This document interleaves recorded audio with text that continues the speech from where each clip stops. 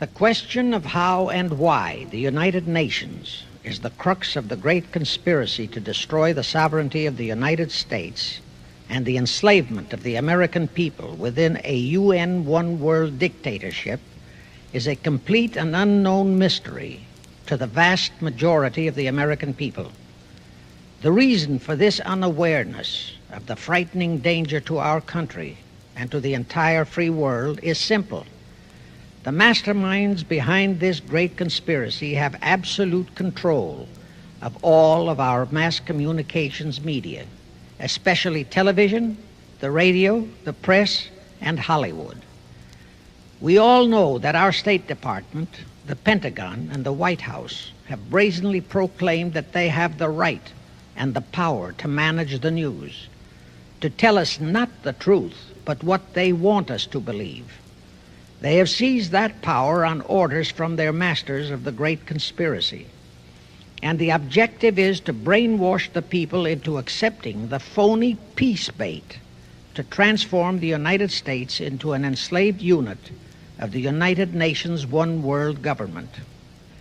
First of all, bear in mind that the so-called UN police action in Korea, fought by the United States, in which 150,000 of our sons were murdered and maimed, was part of the plot, just as the undeclared by Congress war in Vietnam, in which our sons are dying, is part of the plot, just as the plot against Rhodesia and South Africa, in which our sons will be dying, is part of the UN plot. However, the vitally important thing for all Americans, all you mothers of the boys who died in Korea and are now dying in Vietnam, to know is that our so-called leaders in Washington, whom we elected to safeguard our nation and our Constitution, are the betrayers, and that behind them are a comparatively small group of men whose sole objective is to enslave the whole world of humanity in their satanic plot of one world government. Now, in order to give you a very clear picture of this satanic plot, I will go back to its beginning, clear back in the middle of the 18th century, and name the men who put that plot into action, and then bring you down to the present, today's status of that plot. Now, as a matter of further intelligence, a term used by the FBI, let me clarify the meaning of the expression, "He is a liberal." The enemy, meaning the one world conspirators, have seized upon that word liberal as a cover-up for their activities. It sounds so innocent and so humanitarian to be liberal. We'll make sure that the person who calls himself a liberal or is described as a liberal is not in truth a red. Now then, this satanic plot was launched back in the 1760s when it first came into existence under the name of the Illuminati. This Illuminati was organized by one Adam Weishaupt, born a Jew, who was converted to Catholicism and became a Catholic priest, and then, at the behest of the then newly organized House of Rothschild, defected and organized the Illuminati. Naturally, the Rothschilds financed that operation. And every war since then, beginning with the French Revolution, has been promoted by the Illuminati, operating under various names and guises. I say under various names and guises because after the Illuminati was exposed and became too notorious, Weishaupt and his co-conspirators began to operate under various other names. In the United States, immediately after World War I, they set up what they called the Council on Foreign Relations, commonly referred to as the CFR. And this CFR is actually the Illuminati in the United States. And its hierarchy, the masterminds in control of the CFR, to a very great extent are the descendants of the original Illuminati conspirators. But to conceal that fact, Most of them changed their original family names to American-sounding names. For example, the true name of the Dillons, Clarence and Douglas Dillon, once Secretary of the U.S. Treasury Department, is Lepowski. I'll come back to all this later. There is a similar establishment of the Illuminati in England, operating under the name of the British Institute of International Affairs. There are similar secret Illuminati organizations in France, Germany, and other nations operating under different names. And all these organizations, including the CFR, continuously set up numerous subsidiary or front organizations that are infiltrated into every phase of the various nations' affairs. But at all times, the operations of these organizations were and are masterminded and controlled by the internationalist bankers, who in turn were and are controlled by the Rothschilds. The details of how they accomplished the setting up of the CFR in the United States, as also in the other nations, are far too voluminous to be described in this dissertation. But you can find it complete in News Bulletin number 122, entitled UN is Spawn of the Illuminati, and News Bulletin number 123, entitled CFR Completely Unmasked as Illuminati. Both are published by the Cinema Educational Guild, Post Office Box 46205, Hollywood, California. You can get them for 50 cents per copy by writing to that address.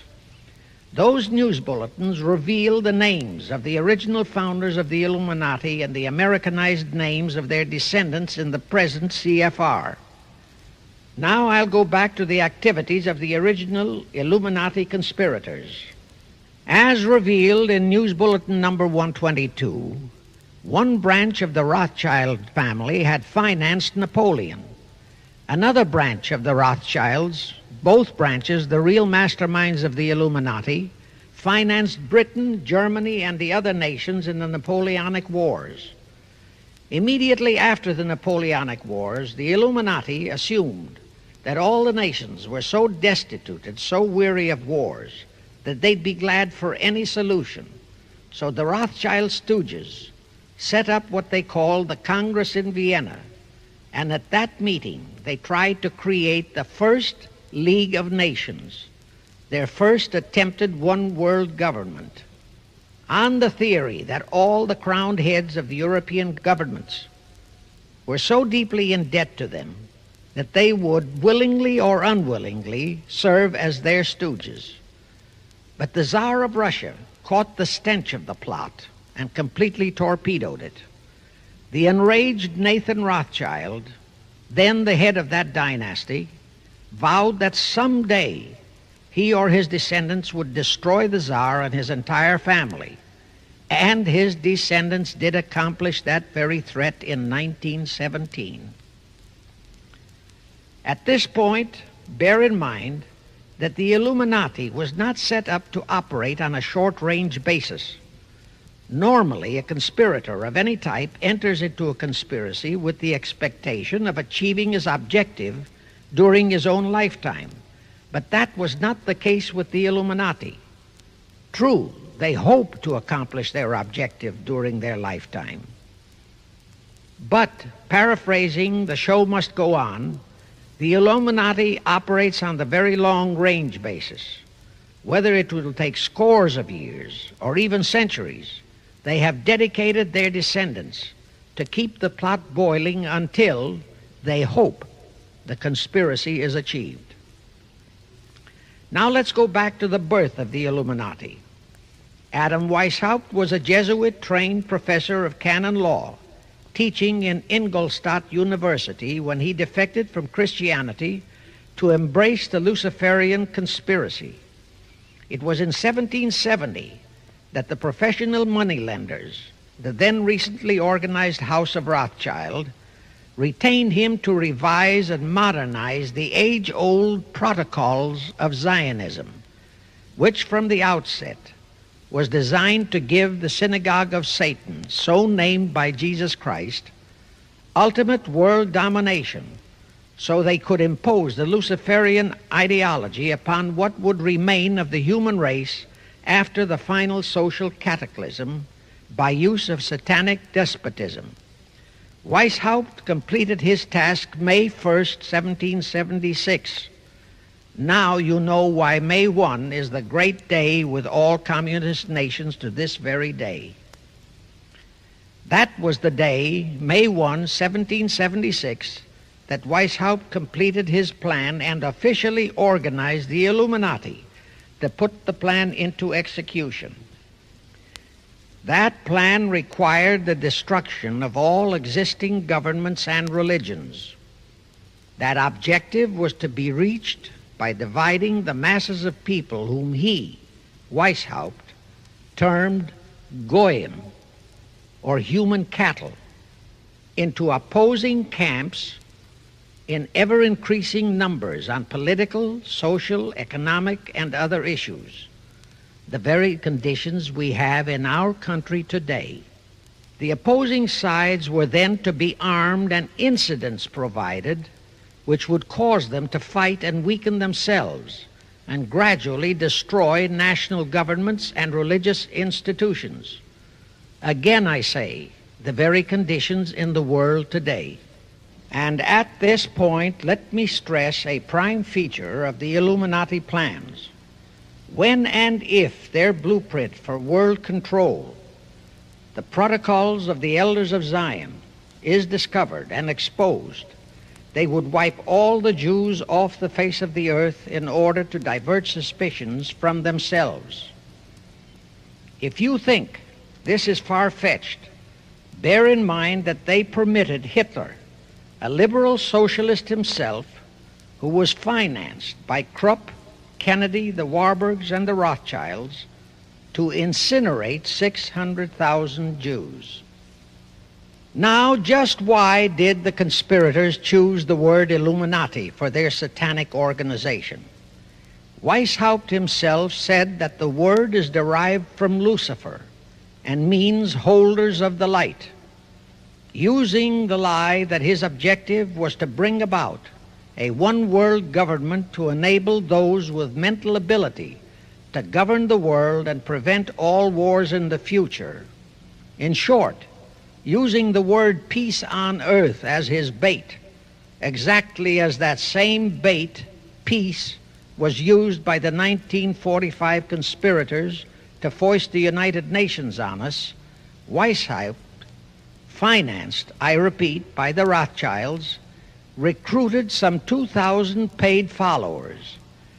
These included the most intelligent men in the fields of arts and letters, education, the sciences, finance, and industry. He then established lodges of the Grand Orient, Masonic lodges, to be their secret headquarters. And I again repeat that in all of this he was acting under orders from the House of Rothschild. The main features of the Weishaupt plan of operation required his Illuminati to do the following things to help them to accomplish their purpose. Number one, use monetary and sex bribery to obtain control of men already in high places in the various levels of all governments and other fields of endeavor. Once influential persons had fallen for the lies, deceits, and temptations of the Illuminati, they were to be held in bondage by application of political and other forms of blackmail, threats of financial ruin, public exposure and physical harm, even death, to themselves and loved members of their families. Do you realize how many present top officials in our federal government in Washington are controlled in just that way by the CFR? Do you realize how many homosexuals in our State Department, the Pentagon, all federal agencies, even in the White House, are controlled that way?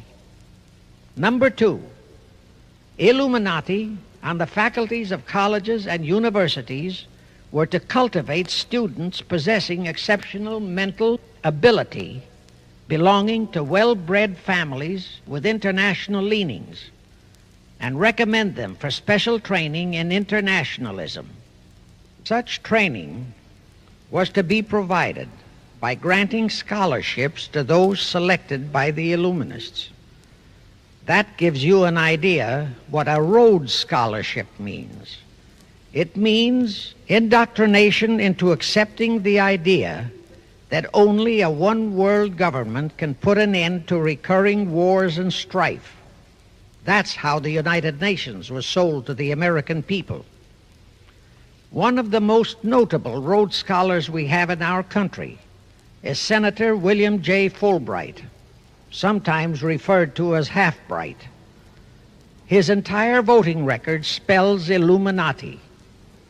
All such scholars were to be first persuaded and then convinced that men of special talent and brains have the right to rule those less gifted on the ground that the masses don't know what is best for them physically, mentally, and spiritually.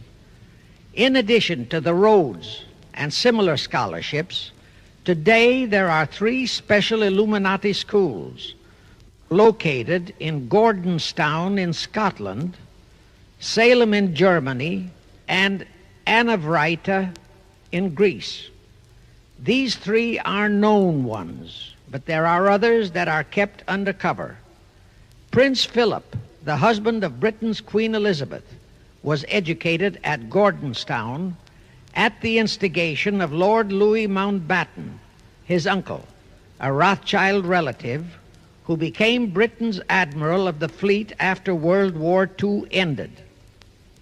Number 3, all influential people trapped into coming under the control of the Illuminati, plus the students who had been specially educated and trained, were to be used as agents and placed behind the scenes of all governments as experts and specialists, so they would advise the top executives to adopt policies which would, in the long run, serve the secret plans of the Illuminati one-world conspiracy and bring about the destruction of the governments and religions they were elected or appointed to serve.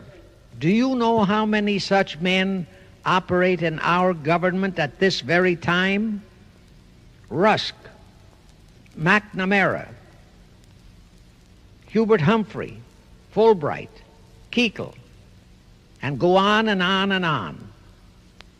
Number 4, perhaps the most vital directive in Weishaupt's plan was to obtain absolute control of the press, at that time the only mass communications media, to distribute information to the public, so that all news and information could be slanted, so that the masses could be convinced that a one-world government is the only solution to our many and varied problems.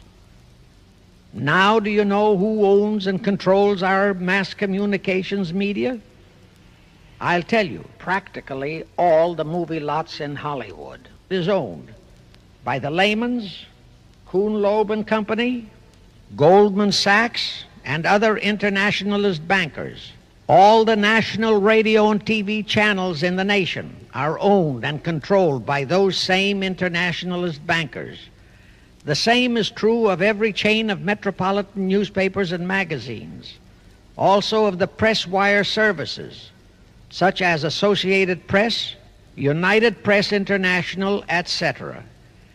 The supposed heads of all those media are merely the fronts for the internationalist bankers, who in turn compose the hierarchy of the CFR, today's Illuminati in America. Now can you understand why the Pentagon's press agent Sylvester so brazenly proclaimed that the government has the right to lie to the people? What he really meant was that our CFR-controlled government had the power to lie to and be believed by the brainwashed American people. And let's again go back to the first days of the Illuminati. Because Britain and France were the 2 greatest world powers in the late years of the 18th century, Weishaupt ordered the Illuminati to foment the colonial wars, including our Revolutionary War, to weaken the British Empire and organize the French Revolution to destroy the French Empire. He scheduled the French Revolution to start in 1789. However, in 1784, a true act of God placed the Bavarian government in possession of evidence which proved the existence of the Illuminati, and that evidence could have saved France if they, the French government, hadn't refused to believe it. Here is how that act of God happened. It was in 1874 that Weishaupt issued his orders for the French Revolution. A German writer named Zwack put it into book form. It contained the entire Illuminati story and Weishaupt's plans.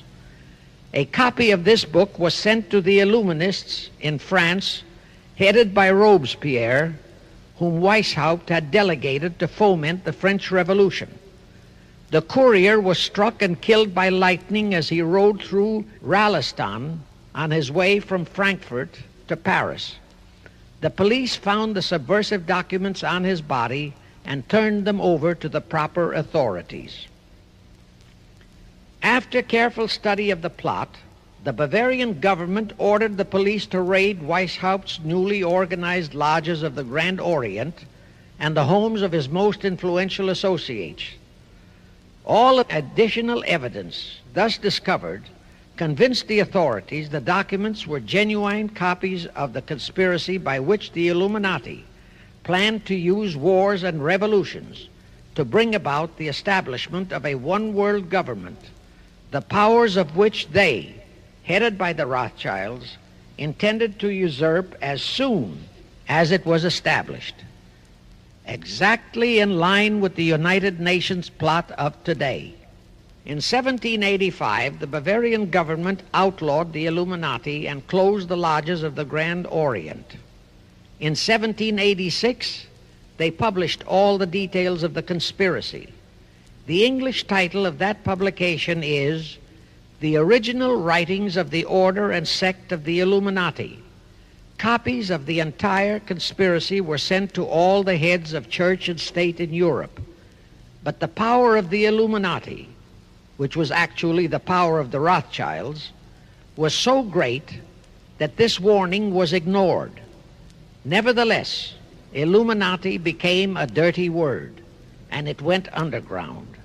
At the same time, Weishaupt ordered Illuminists to infiltrate into the lodges of Blue Masonry and form their own secret societies within all secret societies.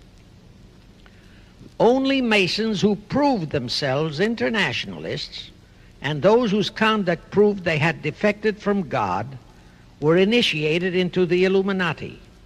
Thenceforth, the conspirators donned the cloak of philanthropy and humanitarianism to conceal their revolutionary and subversive activities.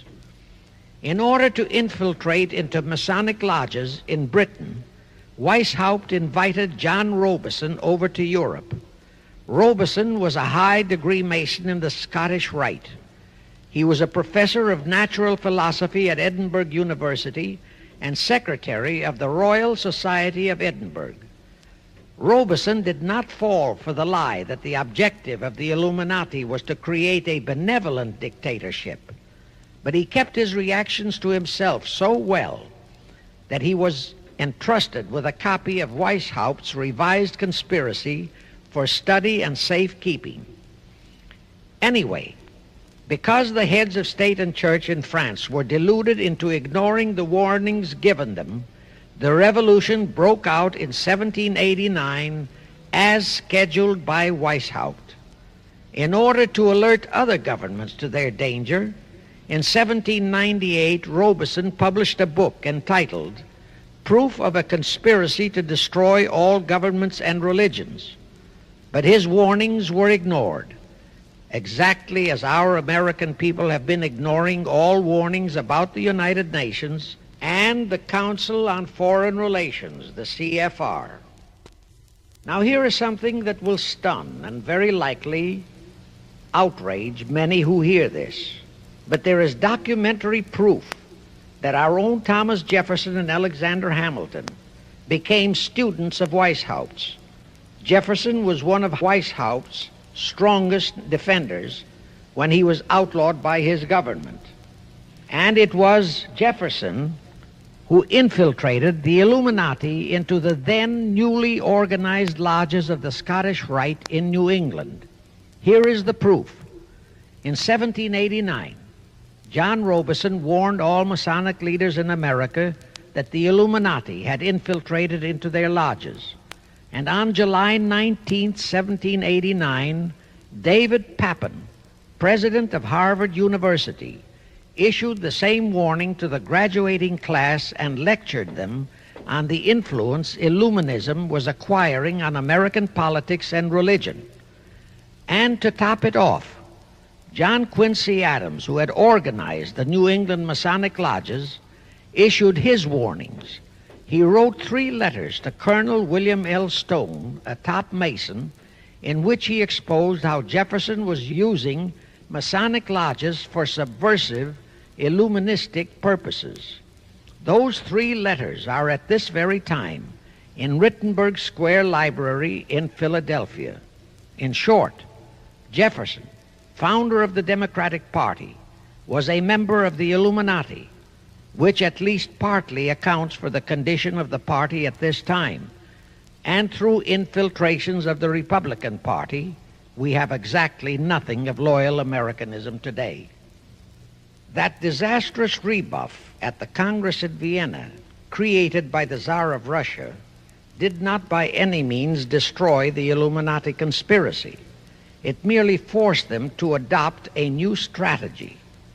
Realizing that the one world idea was, for the moment, killed, the Rothschilds decided that to keep the plot alive, they'd have to do it by heightening their control of the money systems of the European nations. Earlier, by a ruse, the outcome of the Battle of Waterloo had been falsified. Rothschild had spread a story that Napoleon had won that battle. That had precipitated a terrific panic on the stock market in England. All stocks had plummeted down to practically zero, and Nathan Rothschild bought all the stocks for virtually a penny on its dollar values. That gave him complete control of the economy of Britain and virtually of all Europe. So immediately after that Congress in Vienna had boomeranged, Rothschild forced Britain to set up a new Bank of England, which he absolutely controlled, exactly as later, through Jacob Schiff, he engineered our own Federal Reserve Act, which gave the House of Rothschild a secret control of the economy in the United States. But now for a moment, let's dwell on the activities of the Illuminati in the United States. In 1826, one Captain William Morgan decided it was his duty to inform all Masons and the general public what the full truth was regarding the Illuminati, their secret plans and intended objectives. Also reveal the identities of the masterminds of the conspiracy. The Illuminati promptly tried Morgan in absentia and convicted him of treason. They ordered one Richard Howard, an English Illuminist, to carry out their sentence of execution as a traitor. Morgan was warned and he tried to escape to Canada, but Howard caught up with him near the border, near the Niagara Gorge to be exact, where he murdered him. This was verified in a sworn statement made in New York by one Avery Allen to the effect that he heard Howard render his report of the execution to a meeting of Knights Templars in St. John's Hall, New York. He also told how arrangements had been made to ship Howard back to England. That Allen affidavit is on record in New York City archives. Very few Masons and very few of the general public know that general disapproval over that incident of murder caused approximately half of all the Masons in the northern jurisdiction of the United States to secede. Copies of the minutes of the meeting held to discuss that matter are still in existence in safe hands, and that all that secrecy emphasizes the power of the masterminds of the Illuminati to prevent such terrible events of history from being taught in our schools. In the early 1850s, the Illuminati held a secret meeting in New York, which was addressed by a British Illuminist named Wright. Those in attendance were told that the Illuminati was organizing to unite the nihilist and atheist groups with all other subversive groups into an international to be known as communists. That was when the word communist first came into being, and it was intended to be the supreme weapon and scare word to terrify the whole world and drive the terrorized peoples into the Illuminati one world scheme. This scheme, communism, was to be used to enable the Illuminati to foment future wars and revolutions. Clinton Roosevelt, a direct ancestor of Franklin Roosevelt, Horace Greeley and Charles Dana, foremost newspaper publishers of that time, were appointed to head a committee to raise funds for the new venture. Of course, most of the funds were provided by the Rothschilds. And this fund was used to finance Karl Marx and Engels when they wrote Das Kapital and the Communist Manifesto in Soho, England. And this clearly reveals that communism is not a so-called ideology, but a secret weapon, a bogeyman word to serve the purpose of the Illuminati. Weishaupt died in 1830. But prior to his death, he prepared a revised version of the age-old conspiracy, the Illuminati, which, under various aliases, was to organize, finance, direct, and control all international organizations and groups by working their agents into executive positions at the top. In the United States, we have Woodrow Wilson, Franklin Roosevelt, Jack Kennedy, Johnson, Rusk, McNamara, Fulbright, etc., as prime examples. In addition, while Karl Marx was writing the Communist Manifesto under the direction of one group of Illuminists, Professor Karl Ritter of Frankfurt University was writing the Antithesis under direction of another group. The idea was that those who direct the overall conspiracy could use the differences in those two so-called ideologies to enable them to divide larger and larger members of the human race into opposing camps so that they could be armed and then brainwashed into fighting and destroying each other, and particularly to destroy all political and religious institutions. The work Ritter started was continued after his death and completed by the German so-called philosopher Friedrich Wilhelm Nietzsche, who founded Nietzscheism. This Nietzscheism was later developed into fascism and then into Nazism and was used to foment World Wars I and II. In 1834, the Italian revolutionary leader Giuseppe Mazzini was selected by the Illuminati to direct their revolutionary program throughout the world. He served in that capacity until he died in 1872. But some years before he died, Mazzini had enticed an American general named Albert Pike into the Illuminati. Pike was fascinated by the idea of a one-world government, and ultimately he became the head of this Luciferian conspiracy. Between 1859 and 1871, he, Pike, worked out a military blueprint for 3 world wars and various revolutions throughout the world, which he considered would forward the conspiracy to its final stage in the 20th century. Again, I remind that these conspirators were never concerned with immediate success. They always operated on a long-range view. Pike did most of his work in his home in Little Rock, Arkansas. But a few years later, when the Illuminati's lodges of the Grand Orient became suspect and repudiated because of Mazzini's revolutionary activities in Europe, Pike organized what he called the New and Reformed Palladian Rite. He set up 3 supreme councils, one in Charleston, South Carolina, one in Rome, Italy, and the third in Berlin, Germany. He had Mazzini establish 23 subordinate councils in strategic locations throughout the world. These have been the secret headquarters of the world revolutionary movement ever since.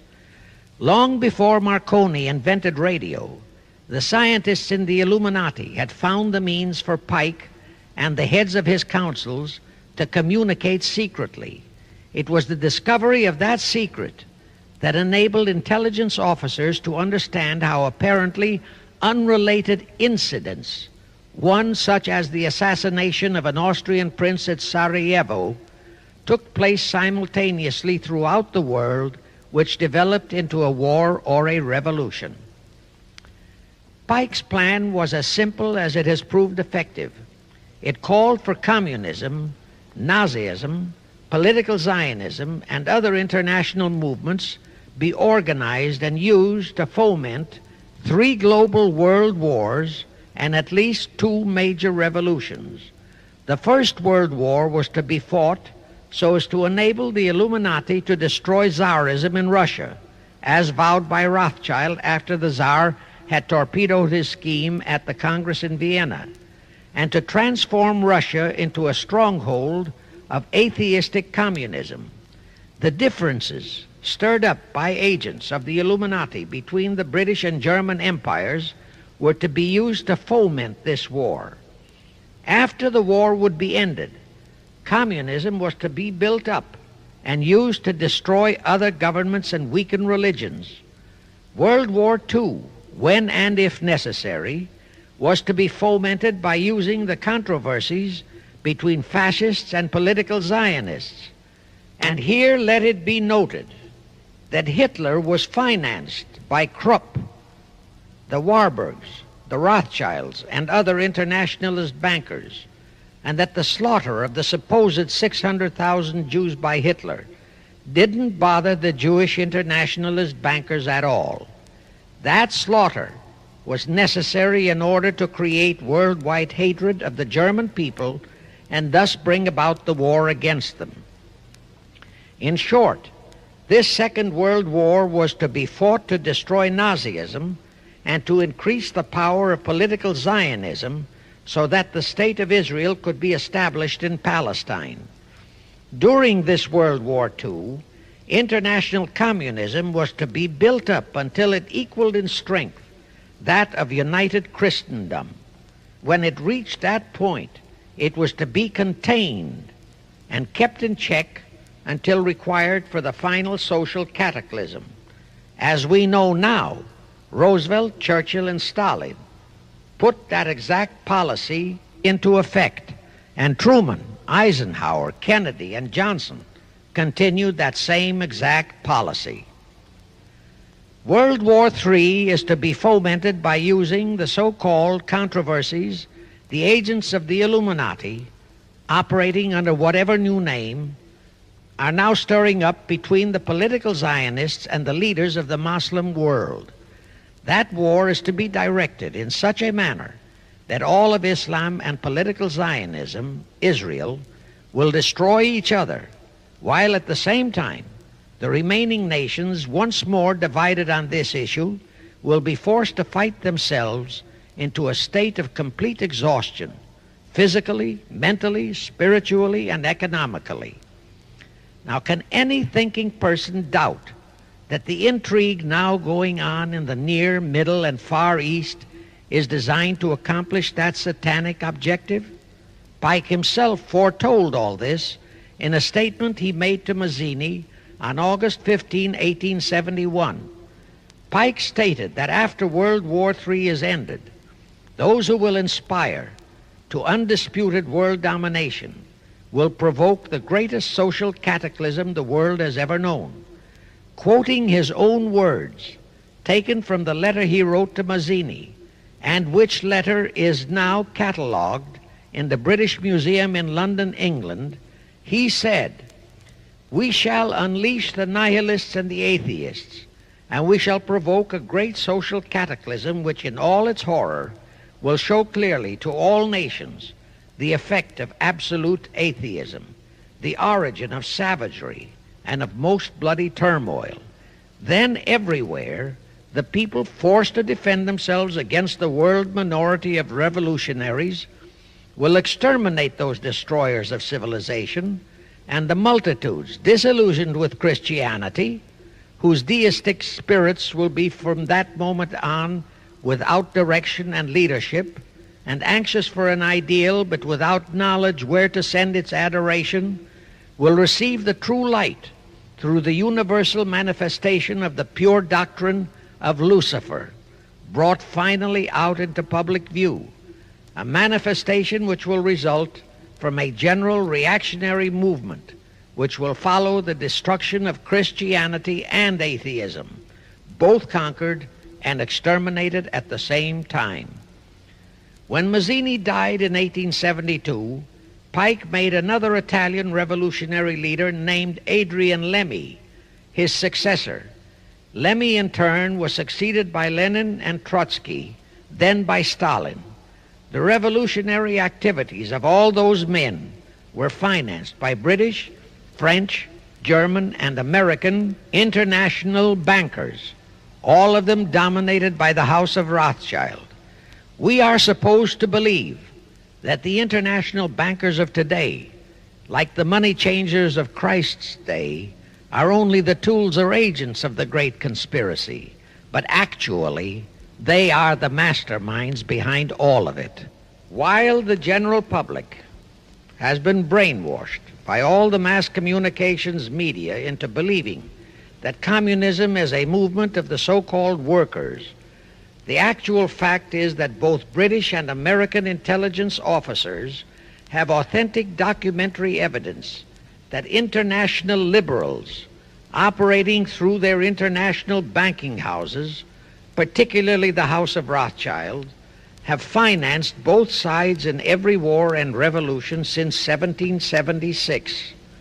Those who today comprise the conspiracy, the CFR in the United States, direct our governments, whom they hold in usury through such methods as the Federal Reserve System in America, to fight wars such as Vietnam, created by the United Nations, so as to further Pike's Illuminati plans to bring the world to that stage of the conspiracy when atheistic communism and the whole of Christianity can be forced into an all-out Third World War within each remaining nation, as well as on an international scale.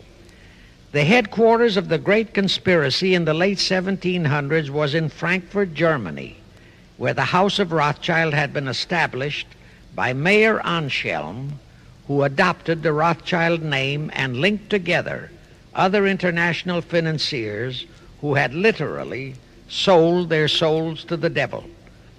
After the Bavarian government's exposure in 1786, the conspirators moved their headquarters to Switzerland, then to London. Since World War II, after Jacob Schiff, the Rothschild's boy in America, died, the headquarters of the American branch has been in the Harold Pratt Building, New York, and the Rockefellers, originally protégés of Schiff, have taken over the manipulation of finances in America for the Illuminati. In the final phases of the conspiracy, the one world government will consist of the king dictator, head of the United Nations, the CFR, and a few billionaires, economists, and scientists who have proved their devotion to the great conspiracy. All others are to be integrated into a vast conglomeration of mongrelized humanity, actually slaves. Now let me show you how our federal government and the American people have been sucked into the one world takeover plot of the Illuminati great conspiracy. And always bear in mind that the United Nations was created to become the housing for that one world so-called liberal conspiracy. The real foundations of the plot for the takeover of the United States were laid during the period of our Civil War. Not that Weishaupt and the earlier masterminds had ever overlooked the New World. As I have previously indicated, Weishaupt had his agents planted over here as far back as the Revolutionary War. But George Washington was more than a match for them. It was during the Civil War that the conspirators launched their first concrete efforts. We know that Judah Benjamin, chief advisor of Jefferson Davis, was a Rothschild agent. We also know that there were Rothschild agents planted in Abraham Lincoln's cabinet who tried to sell him into a financial dealing with the House of Rothschild. But old Abe saw through the scheme and bluntly rejected it, thereby incurring the undying enmity of the Rothschilds, exactly as the Russian Tsar did when he torpedoed their first League of Nations at the Congress in Vienna.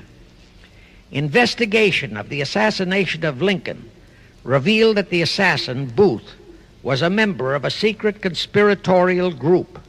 Because there were a number of highly important government officials involved, the name of the group was never revealed, and it became a mystery, exactly as the assassination of Jack Kennedy still is a mystery. But I am sure it will not for long remain a mystery. Anyway, the ending of the Civil War destroyed, temporarily, all chances of the House of Rothschild to get a clutch on our money system, such as they had acquired in Britain and other nations in Europe. I say temporarily because the Rothschilds and the masterminds of the conspiracy never quit. So they had to start from scratch, but they lost no time in getting started. Shortly after the Civil War, a young immigrant who called himself Jacob H. Schiff arrived in New York. Jacob was a young man with a mission for the House of Rothschild.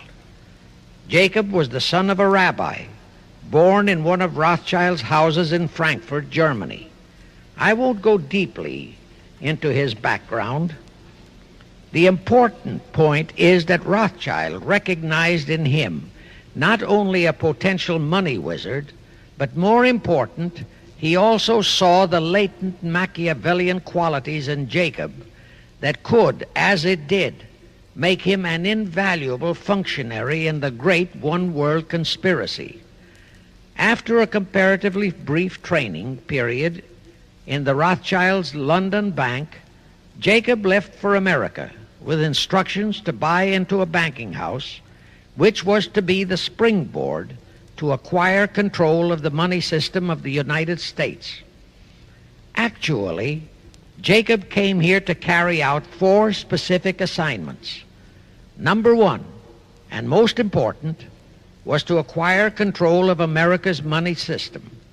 Number 2, find desirable men who, for a price, would be willing to serve as stooges for the great conspiracy and promote them into high places in our federal government, our Congress, in the U.S. Supreme Court, and all federal agencies.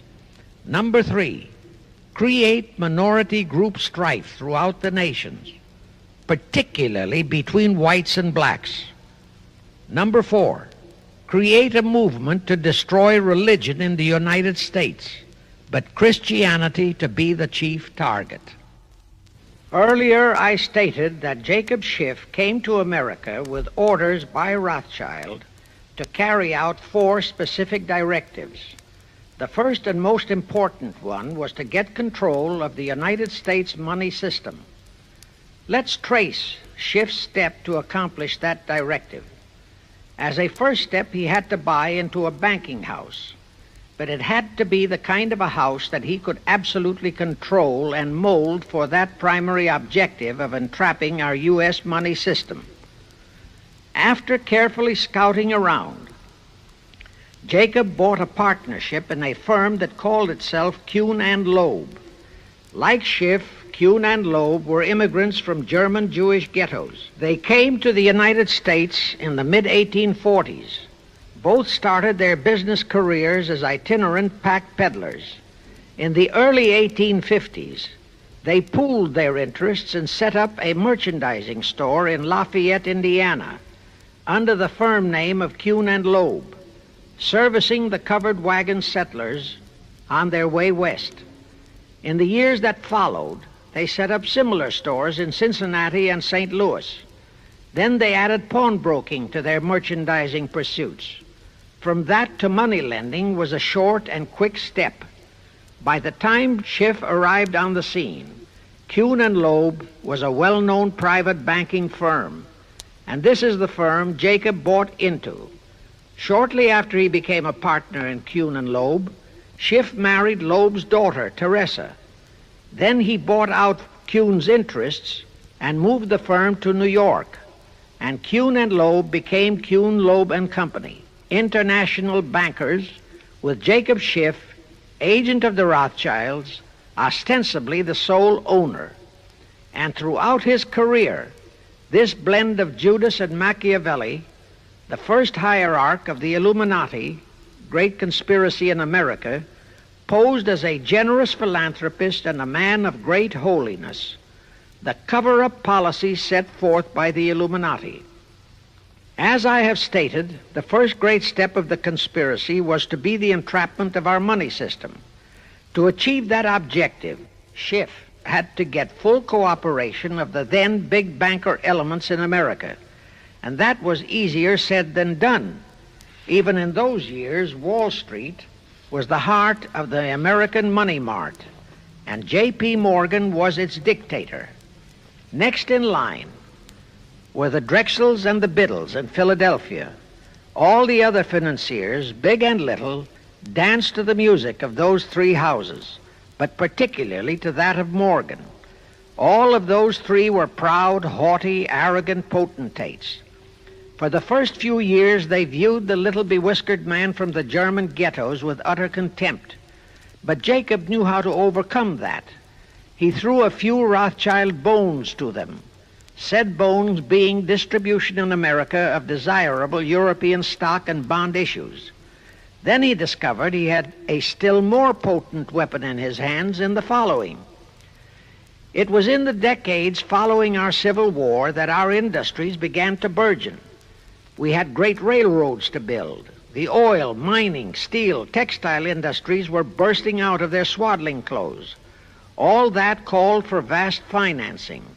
Much of that financing had to come from abroad. That meant the House of Rothschild, and that was when Schiff came into his own. He played a very crafty game.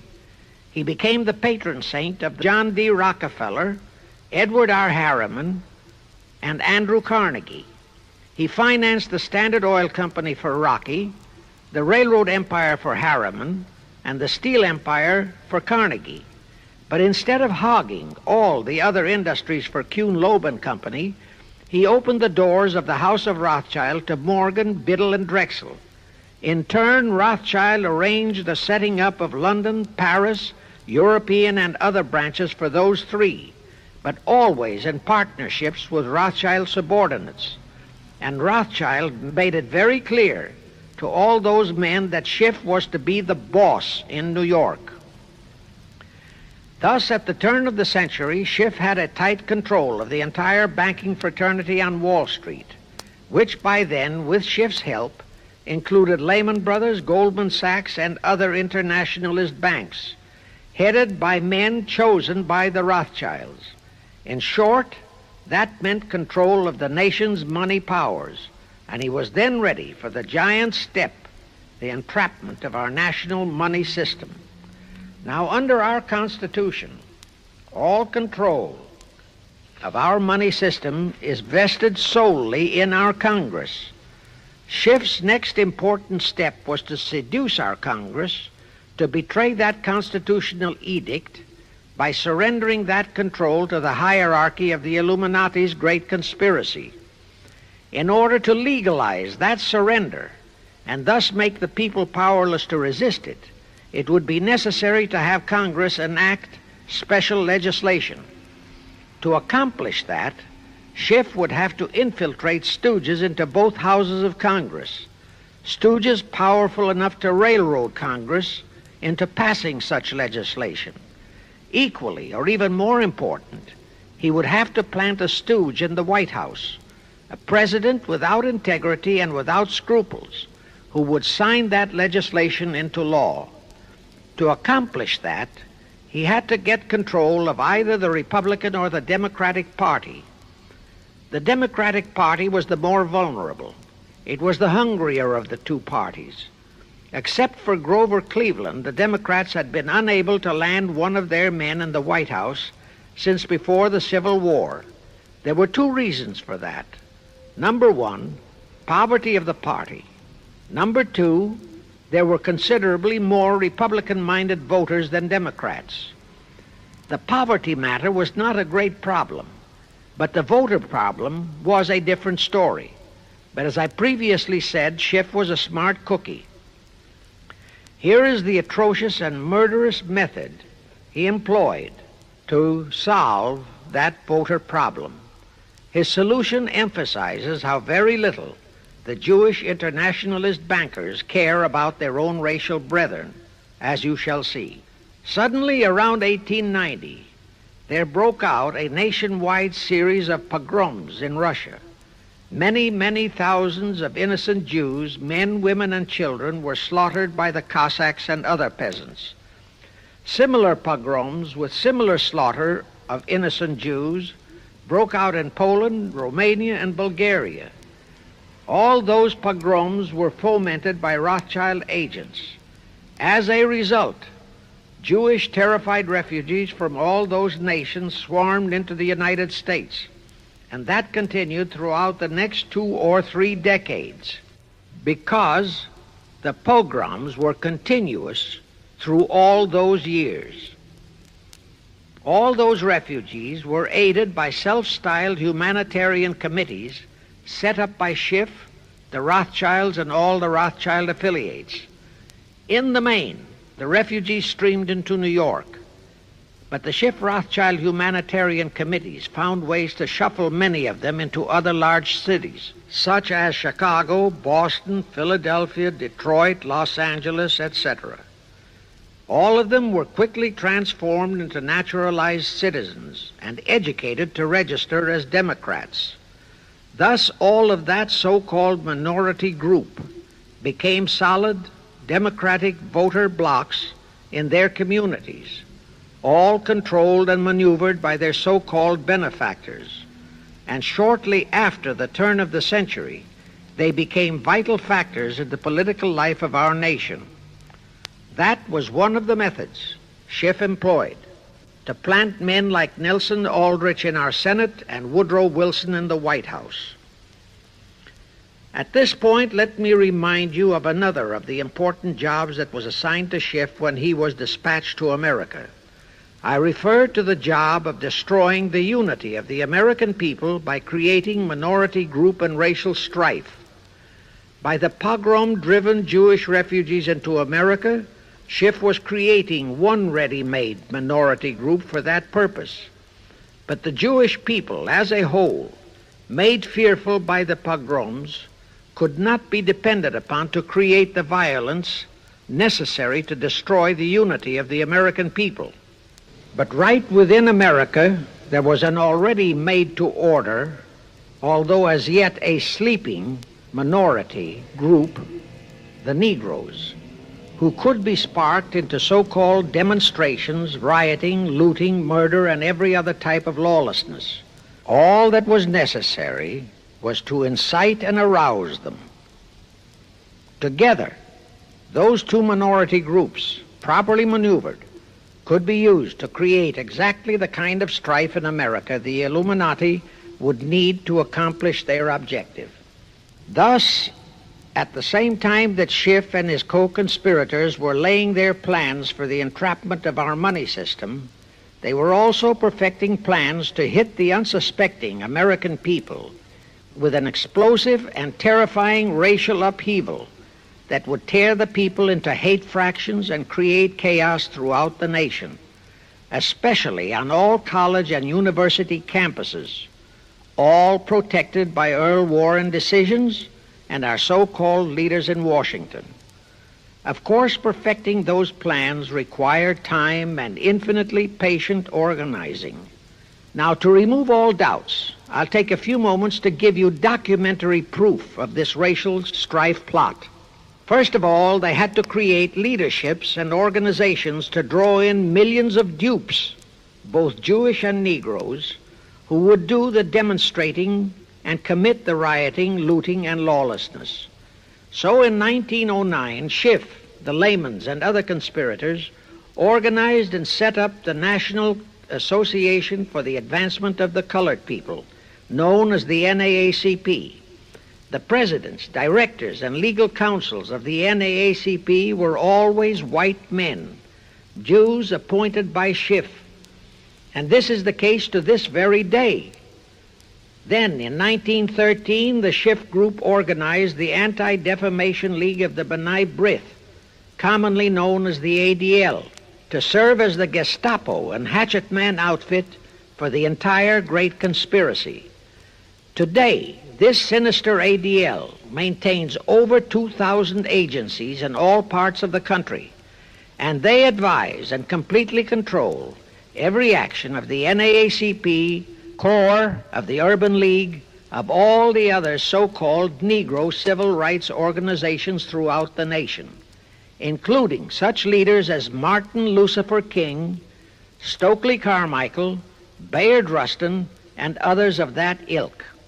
In addition, the ADL acquired absolute control of the advertising budgets of many department stores, hotel chains, and TV and radio industrialist sponsors, also advertising agencies, in order to control practically all the mass communications media and force every loyal newspaper to slant and falsify the news, and to further incite and at the same time create sympathy for the lawlessness and violence of the Negro mobs. Here is documentary proof of the beginning of their deliberate plot to foment the Negroes into all their lawlessness. Around 1910, one Israel Zangwill wrote a play entitled The Melting Pot. It was sheer propaganda to incite the Negroes and Jews, because the play purportedly visualized how the American people were discriminating against and persecuting Jews and Negroes. At that time, nobody seemed to realize that it was a propaganda play. It was that cleverly written. The propaganda was well wrapped up in the truly great entertainment in the play, and it was a big Broadway hit. Now, in those years, the legendary diamond Jim Brady used to throw a banquet at the famous Delmonico restaurant in New York after the opening performance of a popular play. He threw such a party for the cast of The Melting Pot, its author, producer, and chosen Broadway celebrities. By then, I'd already made a personal mark on the Broadway theater and was invited to that party. There I met George Bernard Shaw and a Jewish writer named Israel Cohen. Zangwill, Shaw, and Cohen were the triumvirate who created the Fabian Society in England, and had worked closely with a Frankfurt Jew named Mordecai, who had changed his name to Karl Marx. But remember, at that time, both Marxism and communism were just emerging, and nobody paid much attention to either, and nobody suspected the propaganda in the writings of those three really brilliant writers. At that banquet, Israel Cohen told me he was then engaged in writing a book which was to be a follow-up on Zangwill's The Melting Pot. The title of his book was to be A Racial Program for the 20th Century. At that time, I was completely absorbed by my work as a playwright, and significant as that title was, its real objective never dawned on me, nor was I interested in reading the book. But it suddenly hit me with the force of a hydrogen bomb when I received a newspaper clipping of an item published by the Washington, D.C. Evening Star in May 1957. That item was a verbatim reprint of the following excerpt in Israel Cohen's book, A Racial Program for the 20th Century, and it reads, as I quote, "We must realize that our party's most powerful weapon is racial tension. By propounding into the consciousness of the dark races that for centuries they have been oppressed by the whites, we can mold them to the program of the Communist Party. In America, we will aim for subtle victory. While inflaming the Negro minority against the whites, we will instill in the whites a guilt complex for their exploitation of the Negroes. We will aid the Negroes to rise to prominence in every walk of life, in the professions and in the world of sports and entertainment. With this prestige, the Negro will be able to intermarry with the whites and begin a process which will deliver America to our cause." That same excerpt was entered into the Congressional Record of June 7, 1957 by Representative Thomas G. Abernathy. Thus the authenticity of that passage in Cohen's book was fully established. But the one question that remained in my mind was whether it represented the official policy or plot of the Communist Party or just a personal expression of Cohen himself. Hence I sought more proof, and I found it. In an official pamphlet published in 1935 by the New York Communist Party's official Workers' Library Publishers. That pamphlet was entitled, "The Negroes in a Soviet America." It urged the Negroes to rise up, form a Soviet state in the South, and apply for admission to the Soviet Union.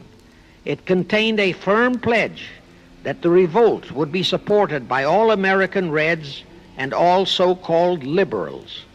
On page 38, it promised that a Soviet government would confer greater benefits to Negroes than to whites. And again, this official communist pamphlet pledged that, I quote, "Any act of discrimination or prejudice against a Negro will become a crime under the revolutionary law," unquote. That statement proved that the excerpt in Israel Cohen's book, published in 1913, was an official edict of the Communist Party and directly in line with the Illuminati blueprint for world revolution issued by Weishaupt and later by Albert Pike. Now there's only one question, and that is to prove that the communist regime is directly controlled by the American Jacob Schiff and London Rothschild masterminds of the Great Conspiracy. A little later, I will provide that proof that will remove even a remote doubt that the Communist Party as we know it was created by those masterminds, capitalists if you will note, that Schiff, the Warburgs, and the Rothschilds planned and financed the entire Russian Revolution, also the murder of the Tsar and his family, and that Lenin, Trotsky, and Stalin took their orders directly from Schiff and the other capitalists whom they supposedly are fighting. Now can you see why the vile Earl Warren and his equally vile co-Supreme Court justices issued that infamous and treasonous desegregation decision in 1954? It was to aid and abet the plot of the Illuminati conspirators to create tension and strife between Negroes and whites. Can you see why the same Earl Warren issued his decision prohibiting Christian prayers and Christmas carols in our schools? It was done to destroy Christianity. Can you see why Eisenhower, despite all the rigid constitutional prohibitions, sent federal troops into a southern state to enforce the desegregation decision? Why Kennedy did likewise?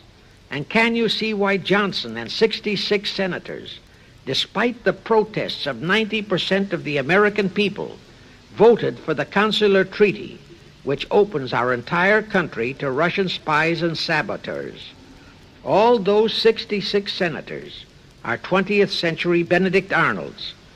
It is up to you and you, all of the American people, to force Congress, our elected servants, to haul in those American traitors for impeachments, and that when proven guilty, they all be given the punishment prescribed for traitors who aid and abet our enemies.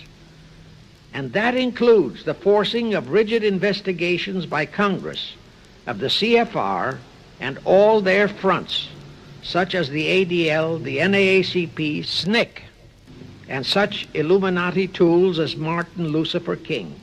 Such investigations will completely unmask all the leaders in Washington and the Illuminati and all their affiliations and affiliates as traitors carrying out the Illuminati plot.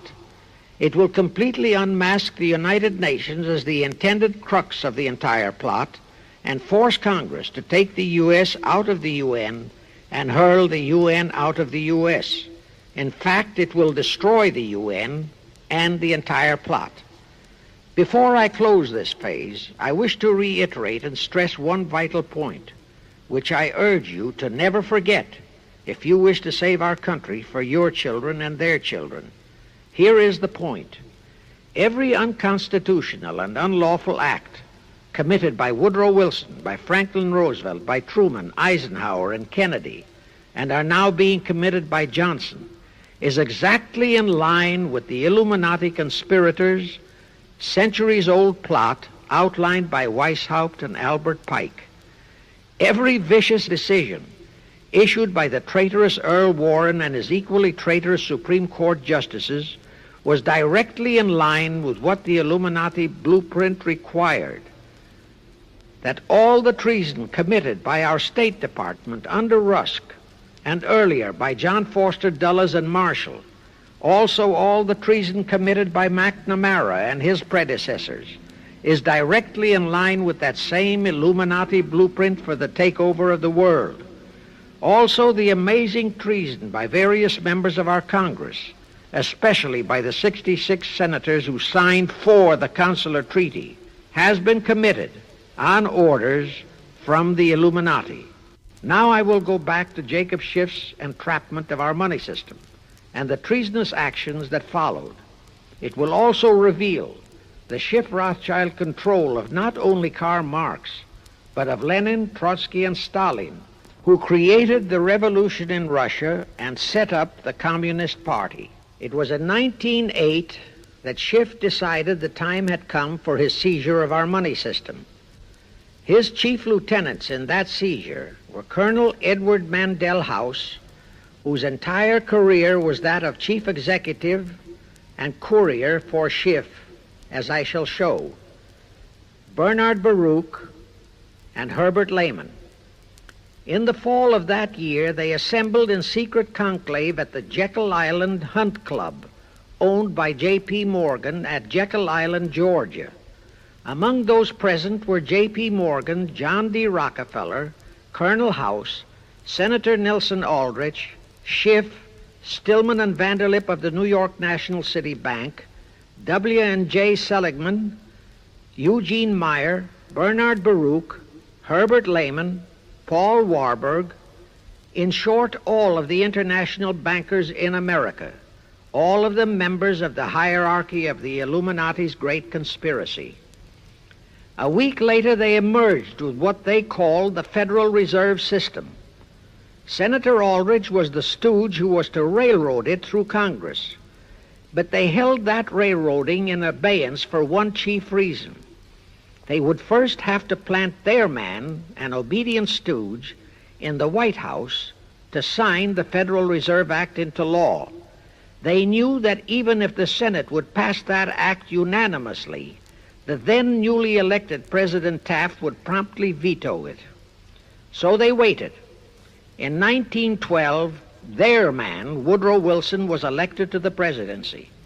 Immediately after Wilson was inaugurated, Senator Aldrich railroaded the Federal Reserve Act through both houses of Congress, and Wilson promptly signed it, and the Federal Reserve Act became law.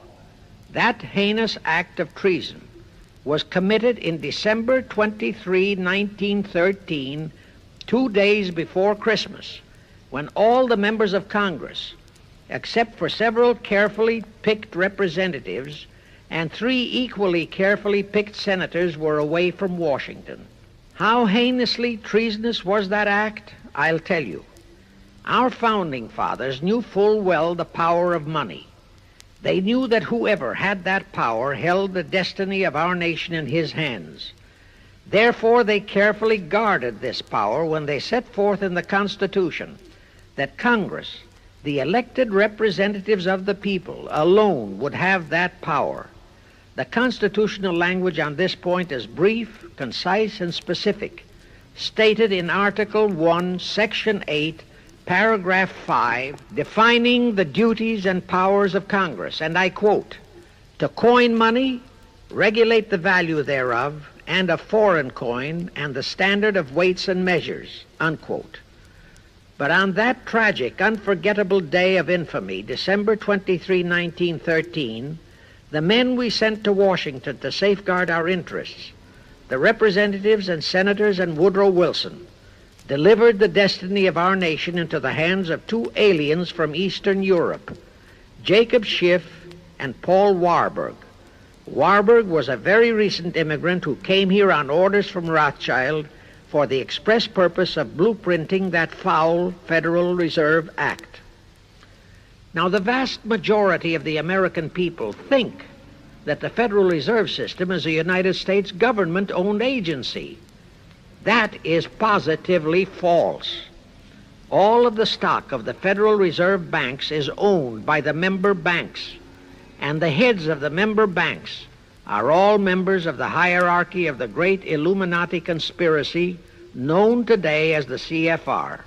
The details of that act of treason in which many traitorous so-called Americans participated are far too long for this recording, but all those details are available in a book entitled The Federal Reserve Conspiracy, written by Eustace Mullins. In that book, Mullins tells the entire horrifying story and backs it up with unquestionable documentations. Aside from it being a truly fascinating and shocking story of that great betrayal, every American should read it as a matter of vital intelligence for the time when the whole American people will finally come awake and smash the entire conspiracy. And with God's help, that awakening will surely come. You can get a copy of that book from the publishers, the Christian Educational Association, 530 Chestnut Street, Union, New Jersey. Now, if you think that those aliens and their by accident of birth American co-conspirators would be content with just the control of our money system, you're in for another very sad shock. The Federal Reserve System gave the conspirators complete control of our money system, but it in no way touched the earnings of the people, because the Constitution positively forbids what is now known as the 20% withholding tax. But the Illuminati blueprint for one-world enslavement called for the confiscation of all private property and control of individual earning powers. This, and Karl Marx stressed that feature in his blueprint, had to be accomplished by a progressive graduated income tax. As I stated, such a tax could not lawfully be imposed upon the American people. It is succinctly and expressly forbidden by our Constitution. Thus, only an amendment to the Constitution could give the federal government such confiscatory powers. Well, that too was not an insurmountable problem for our Machiavellian plotters. The same elected leaders in both houses of Congress and the same Mr. Woodrow Wilson, who signed the infamous Federal Reserve Act into law, amended the Constitution to make the federal income tax, known as the 16th Amendment, a law of the land. Both are illegal under our Constitution. In short, the same traitors signed both betrayals, the Federal Reserve Act and the 16th Amendment, into law. However, it seems that nobody ever realized that the 16th Amendment was set up to rob, and I do mean rob, the people of their earnings via the income tax provision. The plotters didn't fully use that provision until World War II, when that great humanitarian, Franklin Roosevelt, applied a 20% withholding tax on all small wage earners and up to 90% on higher incomes. Oh, of course, he faithfully promised that it would be only for the duration of the war. But what was a promise to such a charlatan who in 1940, when he was running for his third term, kept proclaiming, I say again and again and again that I will never send American boys to fight on foreign soil. Remember? He was proclaiming that even as he was already preparing to plunge us into World War II by enticing the Japanese into that sneak attack on Pearl Harbor to furnish him with his excuse. And before I forget, let me remind you that another charlatan named Woodrow Wilson used exactly that same campaign slogan in 1916. His slogan was, "Re-elect the man who will keep your sons out of the war." Exactly the same formula, exactly the same promises. But wait, as Al Jolson used to say, you ain't heard nothing yet. That 16th Amendment income tax trap was intended to confiscate, rob, the earnings only of the common herd, you and me. It was not intended to even touch the huge incomes of the Illuminati gang, the Rockefellers, the Carnegies, the Lehmans, and all the other conspirators. So together with that 16th Amendment, they created what they called the tax-free foundations. That would enable the conspirators to transform their huge wealth into such so-called foundations and avoid payment of virtually all income taxes. The excuse for it was that the earnings of those tax-free foundations would be devoted to humanitarian philanthropy. So we now have the several Rockefeller foundations, the Carnegie Endowment Fund, the Ford Foundation, the Mellon Foundation, and hundreds of similar tax-free foundations. And what kind of philanthropy do these foundations support? Well, they finance all the civil rights groups that are creating all the chaos and rioting all over the country. They finance the Martin Lucifer Kings. The Ford Foundation finances the Center for the Study of Democratic Institutions in Santa Barbara, commonly referred to as Moscow West, and which is headed by Wonderboy Hutchins, Walter Reuther, Irwin Canham, and others of that ilk. In short, the tax-free foundation financed those who are doing the job for the Illuminati Great Conspiracy. And what are the hundreds of billions of dollars they confiscate every year from the earnings of the common herd, you and me, used for?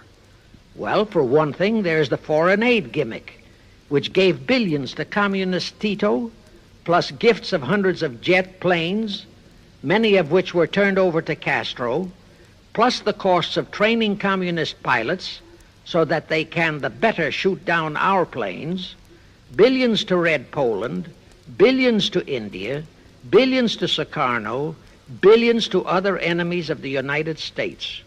That's what that treasonously railroaded 16th Amendment has done to our nation, to the American people, to you and to me, to your children and their children. Our CFR Illuminati-controlled federal government can grant tax-free status to all foundations and pro-red one-world outfits, such as the Fund for the Republic. But if you, or a patriotic pro-organization, is too outspokenly pro-American, they can terrify and intimidate you by finding a misplaced comma in your income tax report and by threatening you with penalties, fines, and even prison. Future historians will wonder how the American people could have been so naive and stupid as to have permitted such audaciously brazen acts of treason as the Federal Reserve Act and the 16th Amendment. Well, they were not naive and they were not stupid. The answer is they trusted the men they elected to safeguard our country and our people, and they just didn't have even an inkling about either betrayal until after each one had been accomplished. It was the Illuminati-controlled mass communications media that kept and is keeping our people naive and stupid and unaware of the treason being committed. Now the great question is, when will the people wake up and do to our traitors of today what George Washington and our founding fathers would have done to Benedict Arnold? Actually, Benedict Arnold was a petty traitor compared to our present traitors in Washington.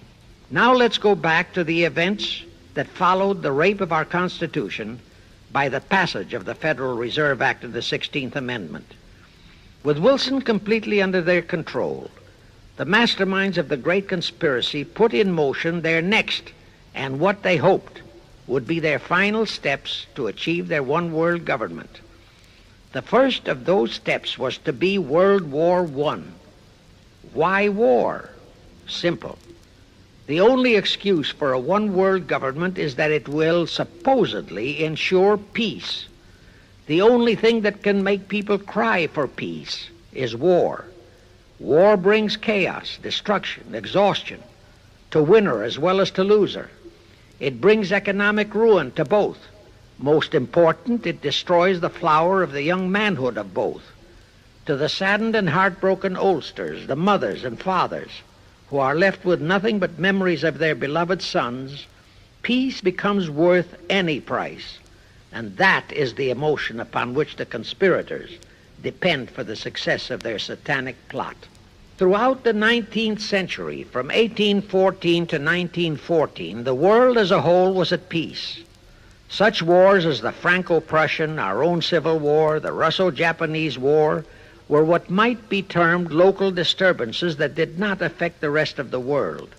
All the great nations were prosperous, the peoples staunchly nationalistic and fiercely proud of their sovereignties.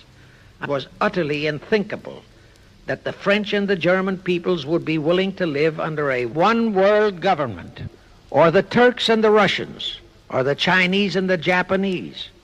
Even more unthinkable that a Kaiser Wilhelm, or a Franz Joseph, or a Tsar Nicholas, or any monarch would willingly and meekly surrender his throne to a one-world government. But bear in mind that the peoples in all nations are the real power, and only one thing, war, could make the peoples yearn and clamor for a peace-ensuring one-world government. But it would have to be a frightful and horribly devastating war. It could not be just a local disturbing war between just two nations. It would have to be a world war. No major nation must be left untouched by the horrors and devastation of such a war. The cry for peace must be made universal. Actually, that was the format set by the Illuminati and Nathan Rothschild at the turn of the 19th century. They first maneuvered all of Europe into the Napoleonic Wars. Then the Congress in Vienna, which they, and particularly Rothschild, planned to transform into a League of Nations, which was to have been the housing for their one-world government, exactly as the present United Nations was set up to be the housing for the forthcoming, God forbid, one-world government. Anyway, that was the format the House of Rothschild and Jacob Schiff decided to employ to achieve their objective in 1914. Of course, they knew that that same format had failed in 1814, but they theorized that was only because the Tsar of Russia had torpedoed that scheme. Well, the present 1914 conspirators would eliminate that 1814 fly in the ointment. They'd make sure that after the New World War, they were conspiring there'd be no Tsar of Russia around to throw monkey wrenches into the machinery. I won't go into how they accomplished this first step to launch a world war. History records that World War I was precipitated by a trivial incident, the kind of incident both Weishaupt and Albert Pike had incorporated in their blueprints. That incident was the assassination of an Austrian archduke, arranged by the Illuminati masterminds. The war followed. It involved Germany, Austria-Hungary, and their allies, so-called the Axis powers, against France, Britain, and Russia, called the Allies. Only the United States was not involved during the first 2 years. By 1917, the conspirators had achieved their primary objective. All of Europe was in a state of destitution. All the peoples were war-weary and crying for peace. And the outcome, too, was all set. It was to come as soon as the United States would be hurled in on the side of the Allies. And that was all set to happen immediately after Wilson's re-election. After that, there could be only one outcome: complete victory for the Allies. To fully confirm my statement that long before 1917, the conspiracy headed in America by Jacob Schiff had it all set to hurl the United States into that war, I will cite the proof. When Wilson was campaigning for re-election in 1916, his chief appeal was, "Re-elect the man who will keep your sons out of the war." But during that same campaign, the Republican Party publicly charged that Wilson had long committed himself to throw us into the war. They charged that if he would be defeated, he would accomplish that act during his few remaining months in office. But if re-elected, he would hold off until after re-election.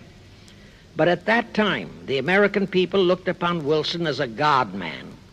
Well, Wilson was re-elected, and as per the schedule of the conspirators, he hurled us into the war in 1917. He used the sinking of the Lusitania as an excuse, a sinking which also was prearranged. Roosevelt, also a God-man in the eyes of the American people, followed the same technique in 1941 when he used the prearranged Pearl Harbor attack as his excuse for hurling us into World War II. Now, exactly as the conspirators planned, victory for the Allies would eliminate all the monarchs of the defeated nations and leave all their peoples leaderless, confused, bewildered, and perfectly conditioned for the one-world government the great conspiracy intended would follow. But there still would be an obstacle, the same obstacle that had balked the Illuminati and Rothschild at that Congress in Vienna peace gathering after the Napoleonic Wars. Russia would be on the winning side this time, as it was in 1814. Therefore, the Tsar would be securely on his throne. Here it is pertinent to note that Russia, under the Tsarist regime, had been the one country in which the Illuminati had never made any headway, nor had the Rothschilds ever been able to infiltrate their banking interests. Thus, a winning Tsar would be more difficult than ever to cope with. Even if he could be enticed into a so-called League of Nations, it was a foregone conclusion that he would never, but never go for a one-world government. So even before the outbreak of World War I, the conspirators had a plan in the making to carry out Nathan Rothschild's vow of 1814, to destroy the Tsar and also murder all possible royal heirs to the throne. And it would have to be done before the close of the war, and the Russian Bolsheviki were to be their instruments in this particular plot. From the turn of the century, the chiefs of the Bolsheviki were Nikolai Lenin, Leon Trotsky, and later Joseph Stalin. Of course, those were not their true family names. Prior to the outbreak of the war, Lenin headquartered in Paris. After the outbreak, Switzerland became his haven. Trotsky's headquarters were on the Lower East Side in New York, largely the habitat of Russian Jewish refugees. Both Lenin and Trotsky were similarly bewhiskered and unkempt. In those days, that was the badge of Bolshevism. Both lived well, yet neither had a regular occupation. Neither had any visible means of support, yet both always had plenty of money. All those mysteries were solved in 1917. Right from the outset of the war, strange and mysterious goings-on were taking place in New York. Night after night, Trotsky darted furtively in and out of Jacob Schiff's palatial mansion. And in the dead of those same nights, there were gatherings of hoodlums of New York's Lower East Side, all of them Russian refugees, at Trotsky's headquarters, and all were going through some mysterious sort of training process. But it was all shrouded in mystery. Nobody talked, although it did leak out that Schiff was financing all of Trotsky's activities. Then suddenly Trotsky vanished. So did approximately 300 of his trained hoodlums. Actually, they were on the high seas in a Schiff-chartered ship bound for a rendezvous with Lenin and his gang in Switzerland. And on that ship was $20 million in gold. The $20 million Schiff provided to finance the Bolsheviki takeover of Russia. In anticipation of Trotsky's arrival, Lenin prepared to throw a party in his Switzerland hideaway. Men of the very highest places in the world were to be guests at that party. Among them were the mysterious Colonel Edward Mandell House, Woodrow Wilson's mentor and palsy-walsy, and more important, Schiff's special and confidential messenger. Another of the expectant guests was Warburg of the Warburg banking clan in Germany, who were financing the Kaiser, and whom the Kaiser had rewarded by making him chief of the secret police of Germany. In addition, there were the Rothschilds of London and Paris, also Litvinov, Kaganovich, Stalin, who was then head of a train and bank-robbing gang of bandits. He was known as the Jesse James of the Urals. And here I must remind that England and France were then long in war with Germany, and that on February 3, 1917, Wilson had broken off all diplomatic relations with Germany. Therefore, Warburg, Colonel House, the Rothschild, and all those others were enemies. But of course, Switzerland was neutral ground where enemies could meet and be friends, especially if they had some scheme in common. That Lenin party was very nearly wrecked by an unforeseen incident. The Schiff-chartered ship on its way to Switzerland was intercepted and taken into custody by a British warship. But Schiff quickly rushed orders to Wilson to order the British to release the ship intact with the Trotsky hoodlums and the gold. Wilson obeyed. He warned the British that if they refused to release the ship, the United States would not enter the war in April as he had faithfully promised a year earlier. The British heeded the warning, Trotsky arrived in Switzerland, and the Lenin party went off as scheduled. But they still faced what ordinarily would have been the insurmountable obstacle of getting the Lenin-Trotsky band of terrorists across the border into Russia. Well, that's where Brother Warburg, chief of the German secret police, came in. He loaded all those thugs into sealed freight cars and made all the necessary arrangement for their secret entry into Russia. The rest is history. The revolution in Russia took place, and all members of the royal Romanov family were murdered. Now, my chief objective is to establish beyond even a remote doubt that communism, so-called, is an integral part of the Illuminati's great conspiracy for the enslavement of the entire world, that communism, so-called, is merely their weapon and bogeyman word to terrify the peoples of the whole world, and that the conquest of Russia and the creation of communism was in great part organized by Schiff and the other international bankers right in our own city of New York. A fantastic story? Yes. Some might even refuse to believe it.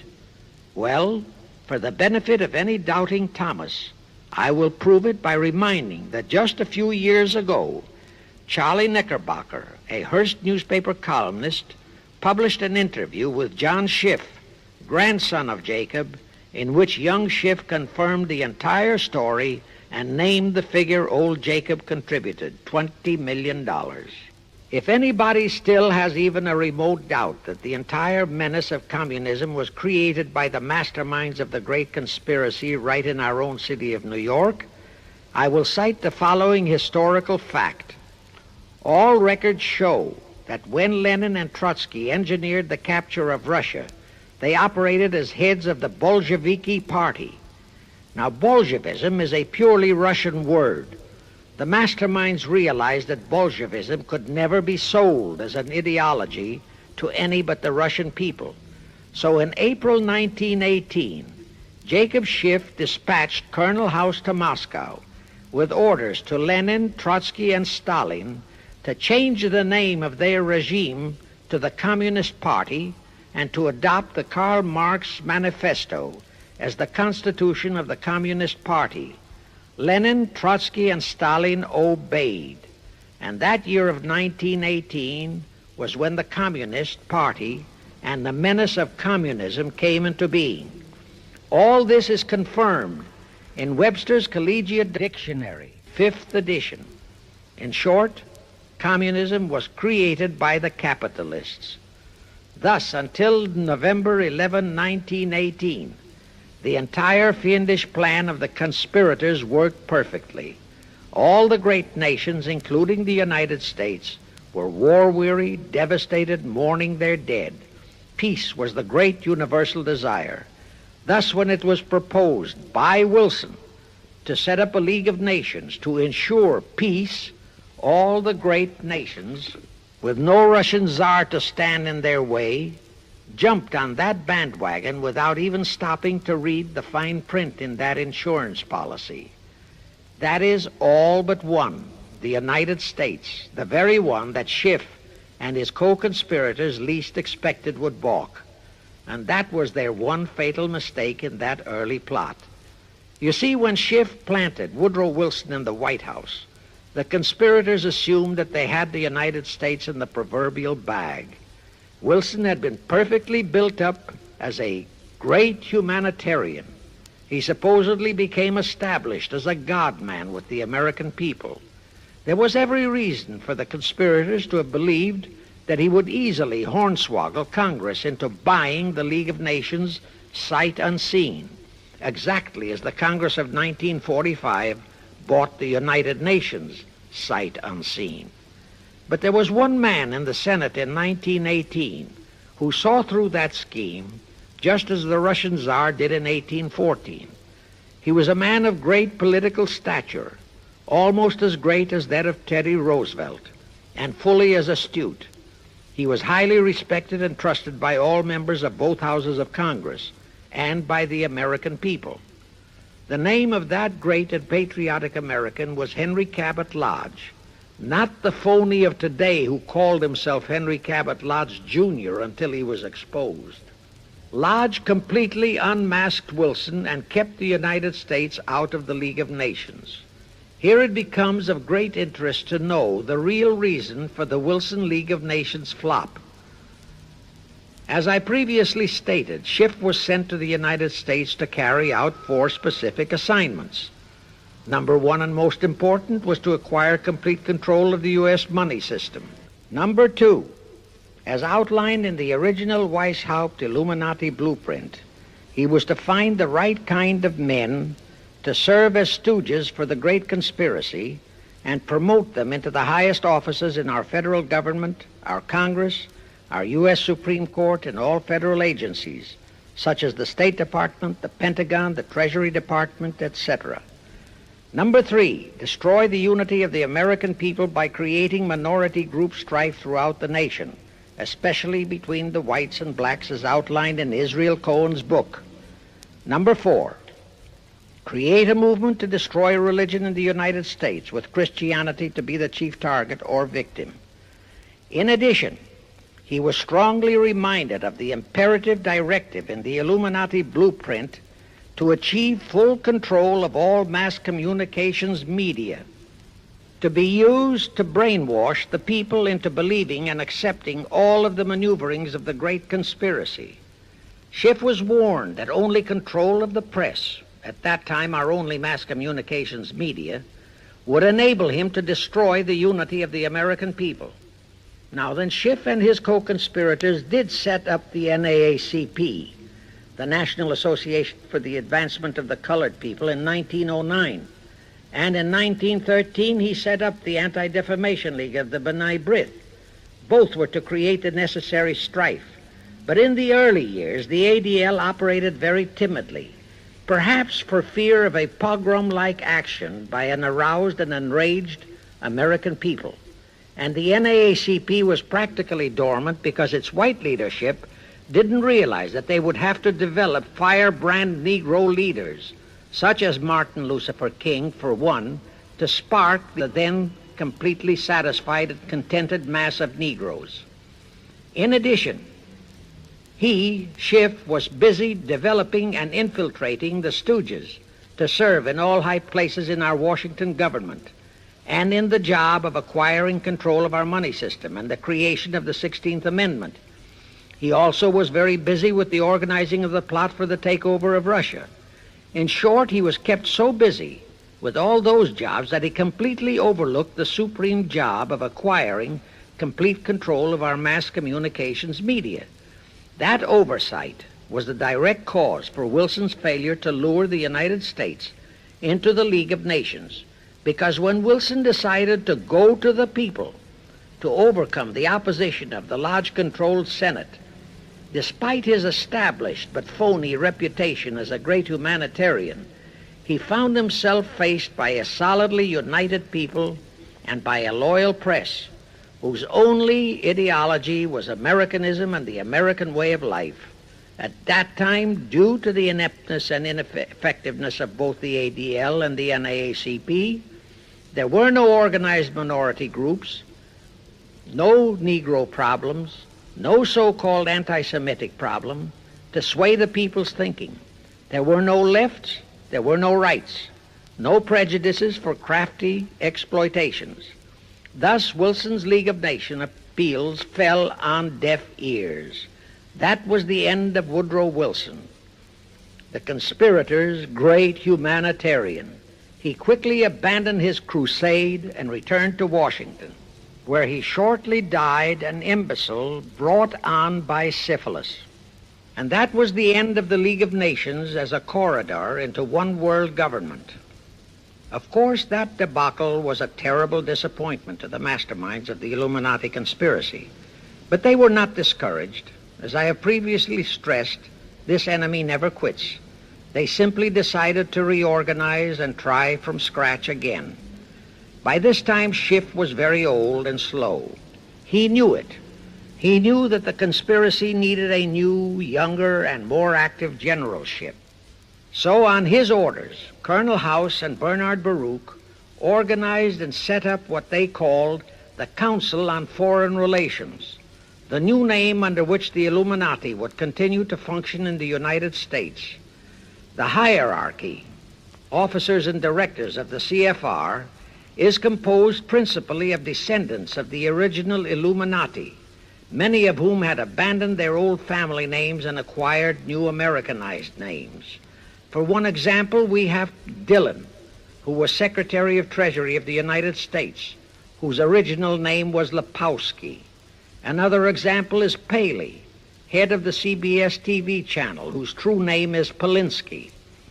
The membership of the CFR is approximately 1,000 in number and contains the heads of virtually every industrial empire in America, such as Blau, president of the U.S. Steel Corporation, Rockefeller, king of the oil industry, Henry Ford II, and so on. And, of course, all the international bankers, also the heads of the tax-free foundations, are officers and or active CFR members. In short, all the men who provide the money and the influence to elect the CFR chosen presidents of the United States, congressmen, senators, and who decide the appointments of our various secretaries of state, of the Treasury, of every important federal agency, are members of the CFR, and very obedient members indeed. Now, just to cement that fact, I will mention the names of a few of the United States presidents who were members of the CFR. Franklin Roosevelt, Herbert Hoover, Dwight D. Eisenhower, Jack Kennedy. Others who were considered for the presidency are Thomas E. Dewey, Adlai Stevenson, Nixon, and Vice President of a CFR subsidiary, Barry Goldwater. Among the important cabinet members of the various administrations, we have John Foster Dulles, Allen Dulles, Cordell Hull, John J. McCloy, Morgenthau, Clarence Dillon, Rusk, McNamara, and just to emphasize the red color of the CFR, we have as members such men as Alger Hiss, Ralph Bunch, Pasvolsky, Harry Dexter White, real name Weiss, Owen Lattimore, Philip Jeffy, etc., etc. Simultaneously, they were flooding thousands of homosexuals and other blackmailable characters into all the federal agencies from the White House down. Remember Johnson's great friend Jenkins and Bobby Baker? Now, there were many jobs the new CFR had to accomplish. They required much help. So their first job was to set up various subsidiaries to whom they assigned special objectives. I can't name all the subsidiaries in this recording, but the following are a few. The Foreign Policy Association, FPA, the World Affairs Council, WAC, the Business Advisory Council, BAC, the notorious ADA, Americans for Democratic Action, virtually headed by Walter Reuther, the notorious 1313 in Chicago. Barry Goldwater was, and no doubt still is, a vice president of one of the CFR subsidiaries. In addition, the CFR set up special committees in every state in the Union, to whom they assigned the various local state operations. Simultaneously, the Rothschilds set up similar CFR-like control groups in England, France, Germany, and other nations to control world conditions and cooperate with CFR to bring about another world war. But the CFR's first and foremost job was to get complete control of our mass communications media. The control of the press was assigned to Rockefeller. Thus, Henry Luce, who recently died, was financed to set up a number of national magazines, among them Life, Time, Fortune, and others, which publish USSR in America. The Rockefellers also directly or indirectly financed the Cowles Brothers Look magazine and a chain of newspapers. They also financed a man named Sam Newhouse to buy up and build a chain of newspapers all over the country. And the late Eugene Meyer, one of the founders of CFR, bought the Washington Post, Newsweek, the weekly magazine, and other publications. At the same time, CFR began to develop and nurture a new breed of scurrilous columnists and editorial writers, such as Walter Lippmann, Drew Pearson, the Alsops, Herbert Matthews, Irwin Canham, and others of that ilk, who called themselves liberals, who proclaimed that Americanism is isolationism, that isolationism is warmongerism, that anti-communism is anti-Semitism and racism.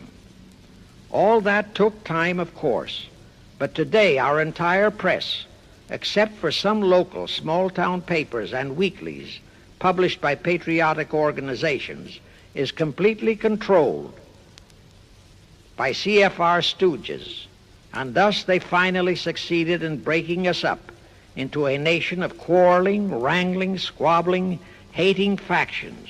Now, if you still wonder about the slanted news and outright lies you read in your paper, you have the answer. To the Lehmans, Goldman Sachs, Kuhn Loeb, and the Warburgs, the CFR assigned the job of getting control of the motion picture industry, Hollywood, radio and television, and believe you me, they succeeded. If you still wonder about the strange propaganda broadcasts by the Ed Murrows, Chet Huntley, Howard K. Smith, Eric Severide, Drew Pearson, and others of that ilk, you have the answer. If you wonder about all the smut, sex, pornography, and mixed marriage films you see in your movie theater and on your TV set, all of which is demoralizing our youth, you have the answer. The whole story of the CFR conspiracy takeover of our mass communications media is far too long to include in this recording, but you can find it in the News Bulletin number 125, entitled How to Get the Reds Out of Communications Media. It was published and brought up to date by the Cinema Educational Guild. It tells in detail how the press, the movies, TV, and radio have been, and still are, used to brainwash the people, to demoralize our youth, and they have been and still are encouraging and creating sympathy for the rioting Negro civil rights lawlessness. You can get a copy of this news bulletin by writing to the Cinema Educational Guild, Post Office Box 46205, Hollywood, California. Now, to refresh your memory, let's go back for a moment. Wilson's flop had torpedoed all chances of transforming that League of Nations into the conspirators' hoped-for one-world government housing. So the Jacob Schiff plot had to be done all over again, and they organized the CFR to do it. We also know how successfully the CFR did that job of brainwashing and destroying the unity of the American people. But as was the case with the Schiff plot, the climax and the creation of a new housing for their one-world government required another world war, a war that would be even more horrible and more devastating than the First World War, in order to get the people of the world to again clamor for peace and a means to end all wars.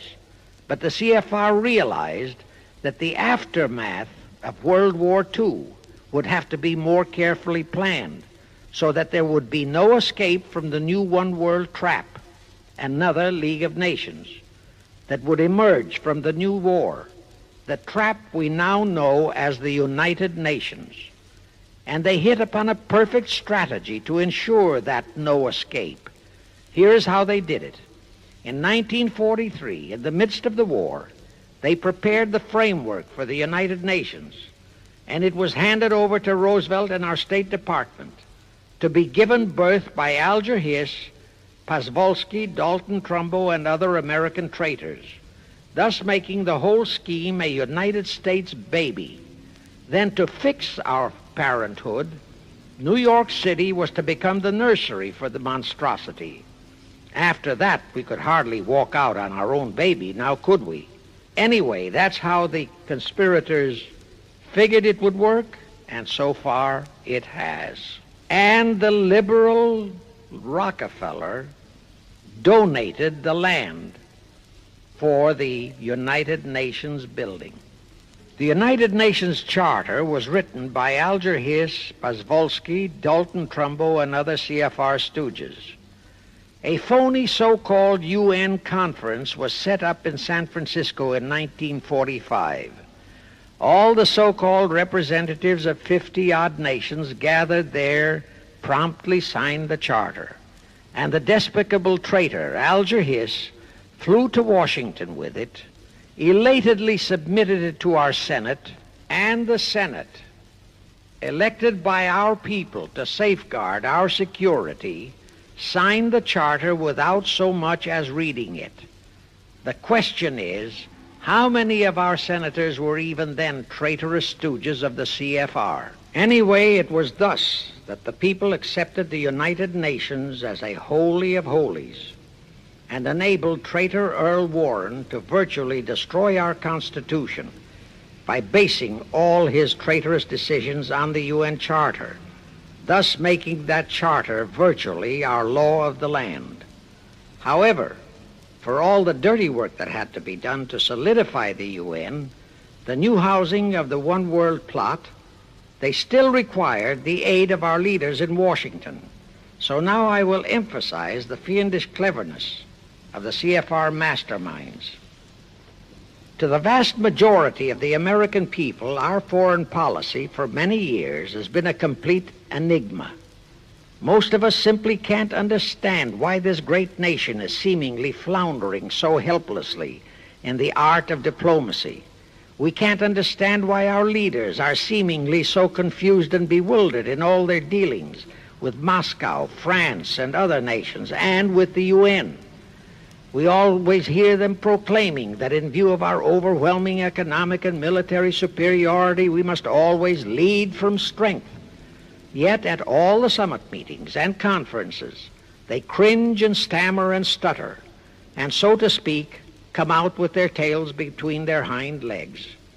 We can't understand the foreign aid to Tito, an avowed enemy, to Poland, an avowed enemy, to all the avowed communist nations. We can't understand why the expenditure of hundreds of billions of dollars has failed to slow down, let alone stop, the march of communism. We are perplexed by the seeming ineptness of the State Department, the Defense Department, the CIA, the USIA, of all our federal agencies. Again and again and again we have been startled, shocked, bewildered, and horrified by their mistakes in Berlin, in Korea, in Laos, in Katanga, in Cuba, in Vietnam. Mistakes that always favor the enemy, never the United States. Under the law of averages, they should have made at least one or two mistakes in our favor, but they never did. What's the answer? The answer is the CFR and the parts played by their subsidiaries and stooges in Washington. Thus we know that complete control of our foreign relation policy is the key to the success of the entire Illuminati one-world plot. Here is the further proof. Earlier, I fully established that Schiff and his gang had financed the Lenin-Trotsky-Stalin takeover of Russia and fashioned its communist regime into becoming their chief instrument to keep the world in turmoil and to finally terrorize all of us into seeking peace in a UN one-world government. But the conspirators knew that the Moscow gang could not become such an instrument until and unless the whole world would accept the communist regime as the legitimate, de jure government of Russia. Only one thing could accomplish that: recognition by the United States.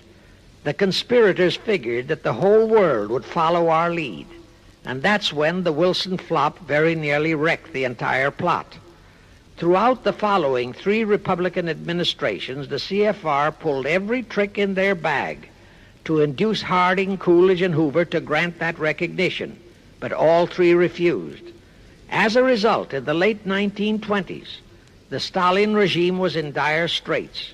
Despite all purges and secret police controls, the Russian people were growing more and more restive. It is a matter of record, admitted by Litvinov, that during 1931 and 1932, Stalin and his whole gang were always packed and ready for instant flight. Then in November 1932, the conspirators achieved their greatest coup. They landed Franklin Roosevelt in the White House. Crafty, unscrupulous, utterly without conscience, that charlatan traitor turned the trick for them. Without even asking consent of Congress, he unlawfully proclaimed recognition for the Stalin regime. That did it. And exactly as the conspirators figured, the whole world did follow our lead. Automatically, that squelched the previously growing resistance movement of the Russian people. That automatically launched the greatest menace the civilized world has ever known. The rest is too well known to need repeating. We know how Roosevelt and his traitorous State Department kept building up the communist menace right here in our own country, and thus throughout the world. We know how he perpetrated that Pearl Harbor atrocity for his excuse to hurl us into World War II. We know all about his secret meetings with Stalin at Yalta and how he, with Eisenhower's help, delivered the Balkans and Berlin to Moscow. And last, but by no means least, we know that 20th century Benedict Arnold not only dragged us into that new corridor, the United Nations, into one world government, but actually schemed all the arrangements to plant it within our country. In short, the day that Roosevelt entered the White House, the CFR conspirators regained full control of our foreign relations machinery and firmly established the United Nations as the housing for the Illuminati one world government. I wish to stress one other very vital point. That Wilson League of Nations flop brought Schiff and his gang to the realization that control of just the Democratic Party was not enough.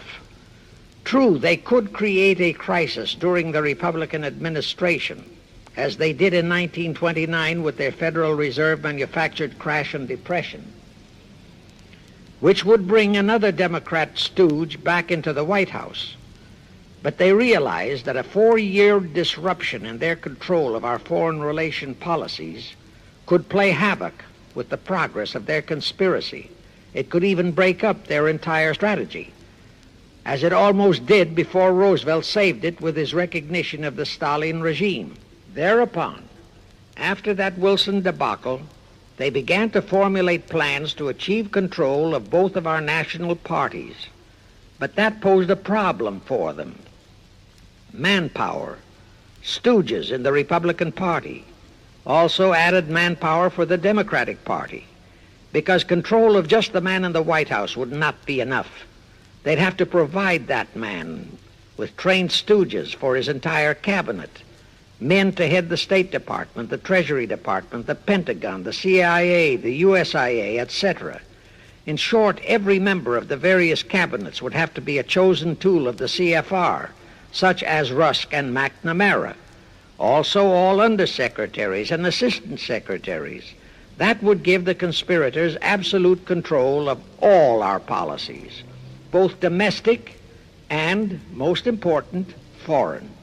That course of action would require a reserve pool of trained stooges, instantaneously ready for administrative changes and for all other exigencies. All such stooges would of necessity have to be men of national reputation, high in the esteem of the people, but they would have to be men without honor, without scruple, without conscience, men who would be vulnerable to blackmail. It is needless for me to stress how well the CFR succeeded. The immortal Joe McCarthy fully revealed that there are thousands of such security risks in all federal agencies. Scott McCloud unmasked thousands more, and you know the price Otepka has had to pay and is still paying for his expositions before a Senate committee of the traitors in the State Department. And you know that the men in the State Department who delivered Cuba to Castro have not only been shielded, but promoted. To the crux of the whole one-world government plot and the maneuvering necessary to create another League of Nations to house such a government. As I have already stated, the conspirators knew that only another world war was vital for the success of their plot. It would have to be such a horrifying world war that the peoples of the world would cry out for the creation of some kind of a world organization that could assure everlasting peace. But how could such a war be brought about? All the European nations were at peace. None had any quarrels with their neighboring nations. And certainly their tools in Moscow wouldn't dare to start a war. Even Stalin realized that it would mean the overthrow of his regime unless so-called patriotism would weld the Russian people behind him. But the conspirators had to have a war. They had to find or create some kind of an incident to launch it. And they found it in a little inconspicuous and repulsive little man who called himself Adolf Hitler. Hitler, an impecunious Austrian house painter, had been a corporal in the German army. He made the defeat of Germany into a personal grievance. He began to rabble-rouse about it in the Munich, Germany area. He began to spout about restoring the greatness of the German Empire and the might of the German soldiery. He advocated the restoration of the old German military to be used to conquer the whole world. Strangely enough, Hitler, the little clown that he was, could deliver a rabble-rousing speech, and he did have a certain kind of magnetism. But the new authorities in Germany didn't want any more wars, and they promptly threw the obnoxious Austrian house painter into a prison cell. Aha! Here was the man, decided the conspirators, who, properly directed and financed, could be the key to another world war. So while he was in prison, they had Rudolf Hess and Goering write a book which they titled Mein Kampf and attributed the authorship to Hitler, exactly as Litvinov wrote Mission to Moscow and attributed the authorship to Joseph Davies, then our ambassador to Russia and a stooge of the CFR. In Mein Kampf, Hitler, the pseudo-author, outlined his grievances and how he would restore the German people to their former greatness. The conspirators then arranged for a wide circulation of the book among the German people in order to arouse a fanatical following for him. On his release from prison, also arranged by the conspirators, they began to groom him and finance him to travel to other parts of Germany to deliver his rabble-rousing speeches.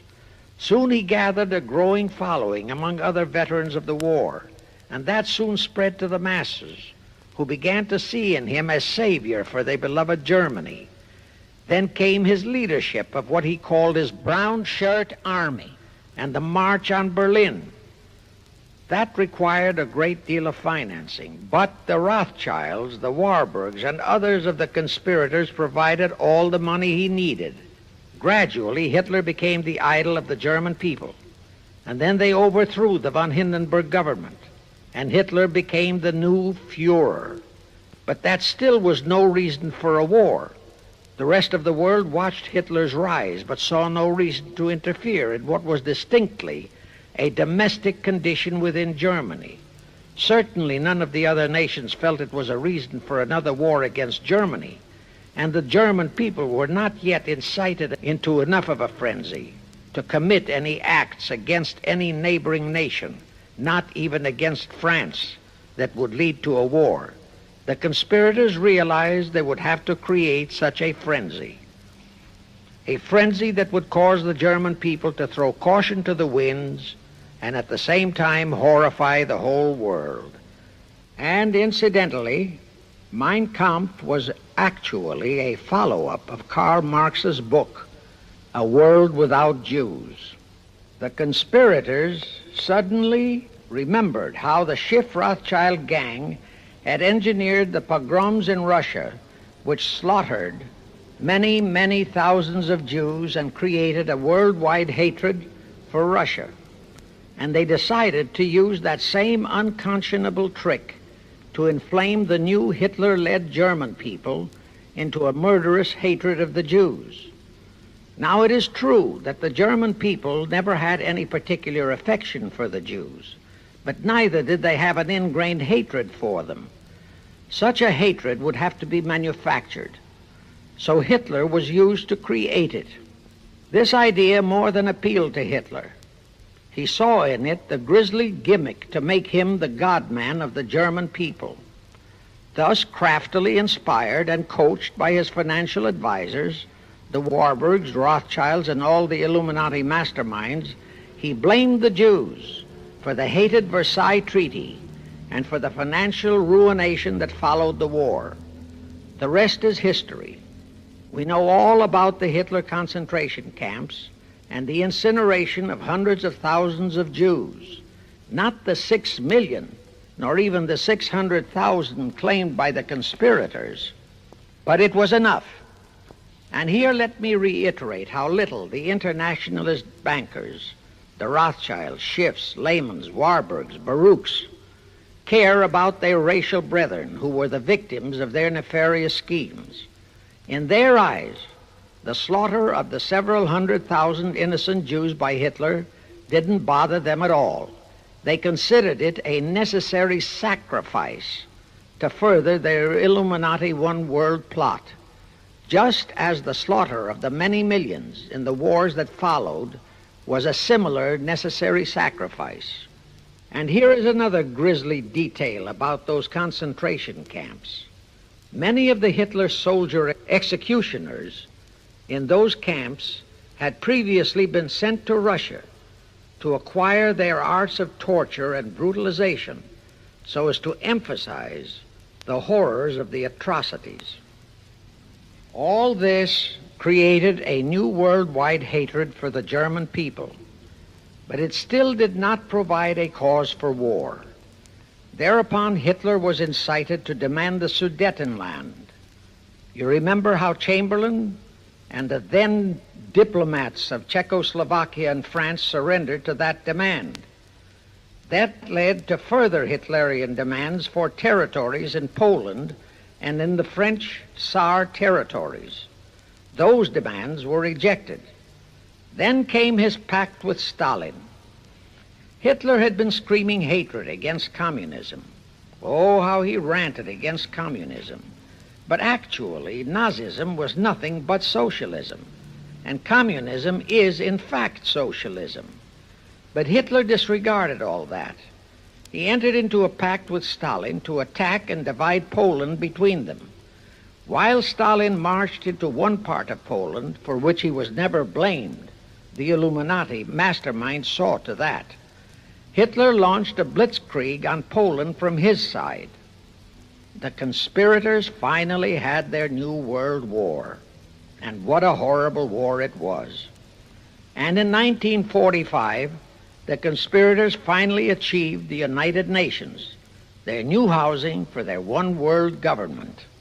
And truly amazing, all of the American people hailed this foul outfit as a holy of holies. Even after all the true facts about how the UN was created were revealed, the American people continued to worship that evil outfit. Even after Alger Hiss was unmasked as a Soviet spy and traitor, the American people continued to believe in the UN. Even after I had publicly revealed the secret agreement between Hiss and Molotov that a Russian would always be the head of the military secretariat, and by that token, the real master of the UN, most of the American people continued to believe that the UN could do no wrong. Even after Trygve, the first Secretary General of the UN, confirmed that Hiss-Molotov secret agreement in his book For the Cause of Peace, the vast majority of our people refused to lose faith in the UN. Even after the truth about the Korean War was revealed, how the Russian General Vasiliev, head of that UN military secretariat, was given a leave of absence by the UN so that he could take command of the North Koreans and Red Chinese who were fighting the so-called UN police action under our own General MacArthur, who by orders of the UN was fired by the pusillanimous Truman in order to prevent his winning that war. Our people still believed in the UN. Despite our 150,000 sons who were murdered and maimed in that war, the people continued to regard the UN as a sure means for peace. Even after it was revealed in 1951 that the UN, using our own American soldiers under UN command and the UN flag, in collusion with our traitorous State Department and the Pentagon, had been invading many small cities in California and Texas in order to perfect their plan for the complete takeover of our country, most of our people brushed it off and continued their belief that the UN is a holy of holies. Do you know that the UN Charter was written by traitor Alger Hiss, Molotov, and Wyszynski? That Hiss and Molotov had made that secret agreement that the military chief of the UN was always to be a Russian appointed by Moscow? Do you know that at their secret meetings at Yalta, Roosevelt and Stalin, at the behest of the Illuminati, operating as the CFR, decided that the UN must be placed on American soil? Do you know that most of the UN Charter was copied intact, word for word, from the Marx Manifesto and Russia's so-called Constitution?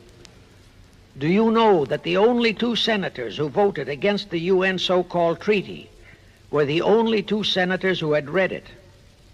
Do you know that since the UN was founded, communist enslavement has grown from 250 million to 1 billion? Do you know that since the UN was founded to ensure peace, there have been at least 20 major wars incited by the UN, just as they are now inciting a war against Little Rhodesia? Do you know that under the UN setup, the American taxpayers have been forced to make up the UN Treasury deficit of many millions of dollars because of Russia's refusal to pay her share? Do you know that the UN has never passed a resolution condemning Russia or her so-called satellites, but always condemns our allies? Do you know that J. Edgar Hoover said, "The overwhelming majority of the communist delegations to the UN are espionage agents"? And now, 66 senators voted for a consular treaty to open our entire country to Russian spies and saboteurs. Do you know that the UN helps Russia's conquest of the world by preventing the free world from taking any action whatsoever except to debate each new aggression in the UN General Assembly? Do you know that at the time of the Korean War, there were 60 nations in the UN, yet 95% of the UN forces were our American sons, and practically 100% of the cost was paid by the United States taxpayers? And surely you know that the UN policy during the Korean War was to prevent us from winning that war. Do you know that all the battle plans of General MacArthur had to go first to the UN to be relayed to Vasiliev, commander of the North Koreans and Red Chinese, and that any future wars fought by our sons under the UN flag would have to be fought under the control of the UN Security Council. Do you know that the UN has never done anything about the 80,000 Russian Mongolian troops that occupy Hungary? Where was the UN when the Hungarian freedom fighters were slaughtered by the Russians? Do you know that the UN and its peace army turned the Congo over to the communists? Do you know that the UN's own so-called peace force was used to crush, rape, and kill the white anti-communists in Katanga? Do you know that the UN stood by and did nothing while Red China invaded Laos and Vietnam? That it did nothing while Nehru invaded Goa and other Portuguese territories? Do you know that the UN was directly responsible for aiding Castro? That it does absolutely nothing about the many thousands of Cuban youngsters who are shipped to Russia for communist indoctrination? Do you know that Adlai Stevenson, of all people, said the free world must expect to lose more and more decisions in the UN?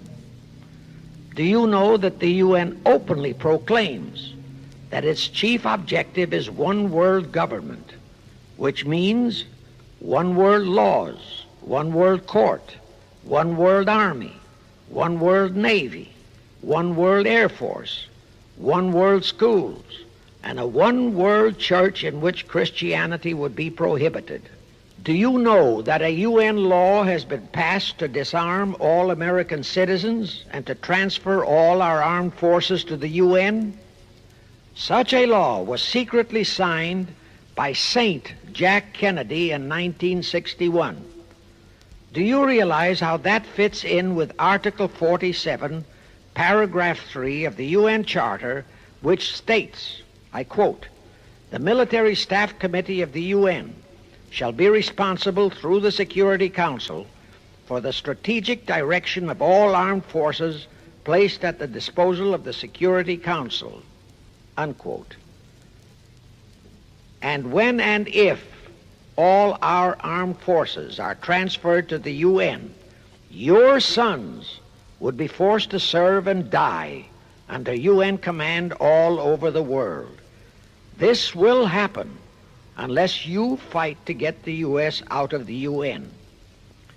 Do you know that Congressman James B. Utt has submitted a bill to get the U.S. out of the UN and a resolution to prevent our president from forcing us to support the UN embargoes on Rhodesia? Well, he has, and many people all over the country are writing to their representatives to support the Utt bill and resolution. And did you know that to offset the Utt bill and resolution, 50 congressmen, spearheaded by Schweiker and Moorhead of Pennsylvania, have introduced a bill to immediately transfer all our armed forces to the UN? Can you imagine such brazen treason? Is your congressman one of those 50 traitors? Find out and take immediate action against him, and help Congressman Utt. Now, do you know that the National Council of Churches passed a resolution in San Francisco which states that the United States will soon have to subordinate its will to that of the UN, and that all American citizens must be prepared to accept it? Is your church a member of the National Council of Churches? In connection with that, bear in mind that God is never mentioned in the UN Charter, and their meetings are never opened with prayer. The creators of the UN stipulated in advance that there should be no mention of God or Jesus Christ in the UN Charter or in its UN headquarters. Does your pastor subscribe to that? Find out. Furthermore, do you know that the great majority of the so-called nations in the UN are anti-Christianity, that the UN is a completely godless organization by orders of its creators, the CFR Illuminati? Now, Have you heard enough of the truth about the Illuminati's United Nations?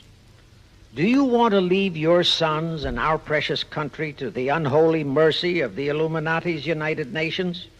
If you don't, write, telegraph, or phone your representatives and senators that they must support Congressman Utt's bill to get the U.S. out of the UN and the UN out of the U.S. Do it today, now, before you forget. It is the only salvation for your sons and for our country. Now I have one more vital message to deliver. As I told you, one of the 4 specific assignments Rothschild gave Jacob Schiff was to create a movement to destroy religion in the United States, with Christianity to be the chief target.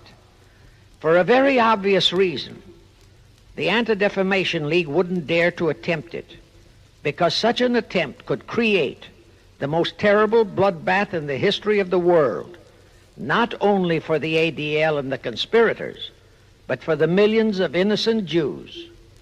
Schiff turned that job over to Rockefeller for another specific reason. The destruction of Christianity could be accomplished only by those who are entrusted to preserve it, by the pastors, the men of the cloth.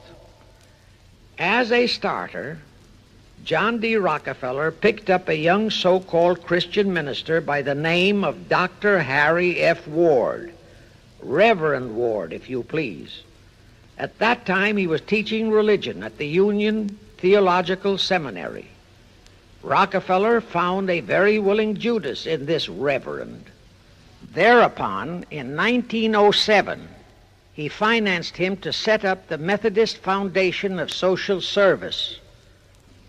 And Ward's job was to teach bright young men to become so-called ministers of Christ and to place them as pastors of churches. While teaching them to become ministers, the Reverend Ward also taught them how to very subtly and craftily preach to their congregations that the entire story of Christ is a myth, to cast doubts on the divinity of Christ, to cast doubts about the Virgin Mary. In short, to cast doubts on Christianity as a whole. It was not to be a direct attack, but much of it by crafty insinuation that was to be applied in particular to the youth in the Sunday schools. Remember Lenin's statement, "Give me just one generation of youth and I'll transform the whole world." Then, in 1908, the Methodist Foundation of Social Service, which incidentally was America's first Communist Front organization, changed its name to the Federal Council of Churches. By 1950, the Federal Council of Churches was becoming very suspect. So in 1950, they changed the name to the National Council of Churches. Do I have to tell you more about how this National Council of Churches is deliberately destroying faith in Christianity? I don't think so. But this I will tell you. If you are a member of any congregation whose pastor and church are members of this Judas organization, your contributions are helping the Illuminati's plot to destroy religion and your faith in God and Jesus Christ. Thus you are deliberately delivering your children to be indoctrinated with disbelief in God and church, and which can easily transform them into atheists. Find out immediately if your church is a member of the National Council of Churches, and for the love of God and your children, if it is, withdraw from it at once. However, let me warn you, that same destroy religion process has been infiltrated into other denominations. If you have seen the Negro March on Selma and other such demonstrations, you have seen how the Negro mobs are led and encouraged by ministers and even Catholic priests and nuns who march along with them. As a matter of fact, the Mormon Church is about the only one I know of that is clean of that kind of Judas infiltration. But of course, There are many individual churches and pastors who are honest and sincere. Find one such for yourself and for your children. Incidentally, this same Reverend Harry F. Ward was also one of the founders of the American Civil Liberties Union, a notorious pro-communist organization. He was the actual head of it from 1920 to 1940. He also was a co-founder of the American League Against War and Fascism, which, under Browder, became the Communist Party of the United States. In short, Ward's entire background reeked of communism, and he was identified as a member of the Communist Party. He died a vicious traitor to both his church and country. And this was the man old John D. Rockefeller picked and financed to destroy America's Christian religion, in accordance with the orders given to Schiff by the Rothschilds. In conclusion, I have this to say. You probably are familiar with the story of how one Dr. Frankenstein created a monster to do his will of destroying his chosen victims, but how instead, in the end, that monster turned on his own creator, Frankenstein, and destroyed him. Well, the Illuminati, CFR, has created a monster called the United Nations, who, supported by their minority groups, rioting Negroes, the traitorous mass communications media, and the traitors in Washington, was created to destroy the American people. Well, we know all about that many-headed Hydra monster. We know the names of those who created that monster. We know all their names. And I predict that one fine day the American people will come fully awake and cause that very monster to destroy its creator. True, the majority of our people are still being brainwashed, deceived, and deluded by our traitorous press, TV, and radio, and by our traitors in Washington. But surely, by now, enough is known about the UN to stamp that outfit as a deadly, poisonous rattlesnake in our midst. My only wonder is what it will take to awaken and arouse our people to the full truth. Perhaps this record will do it. 100,000 or 1,000,000 copies of this record can do it.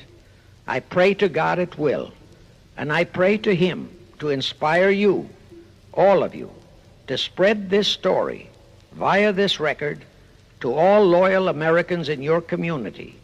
You can do it by playing it to study groups assembled in your homes, at meetings of the American Legion, the VFW, the DAR, all other civic groups and women's clubs, especially the women's clubs who have their sons' lives at stake. With this record, I have provided you with the weapon that will destroy the monster. For the love of God, of our country, and of your children, use it. Get a copy of it into every American home.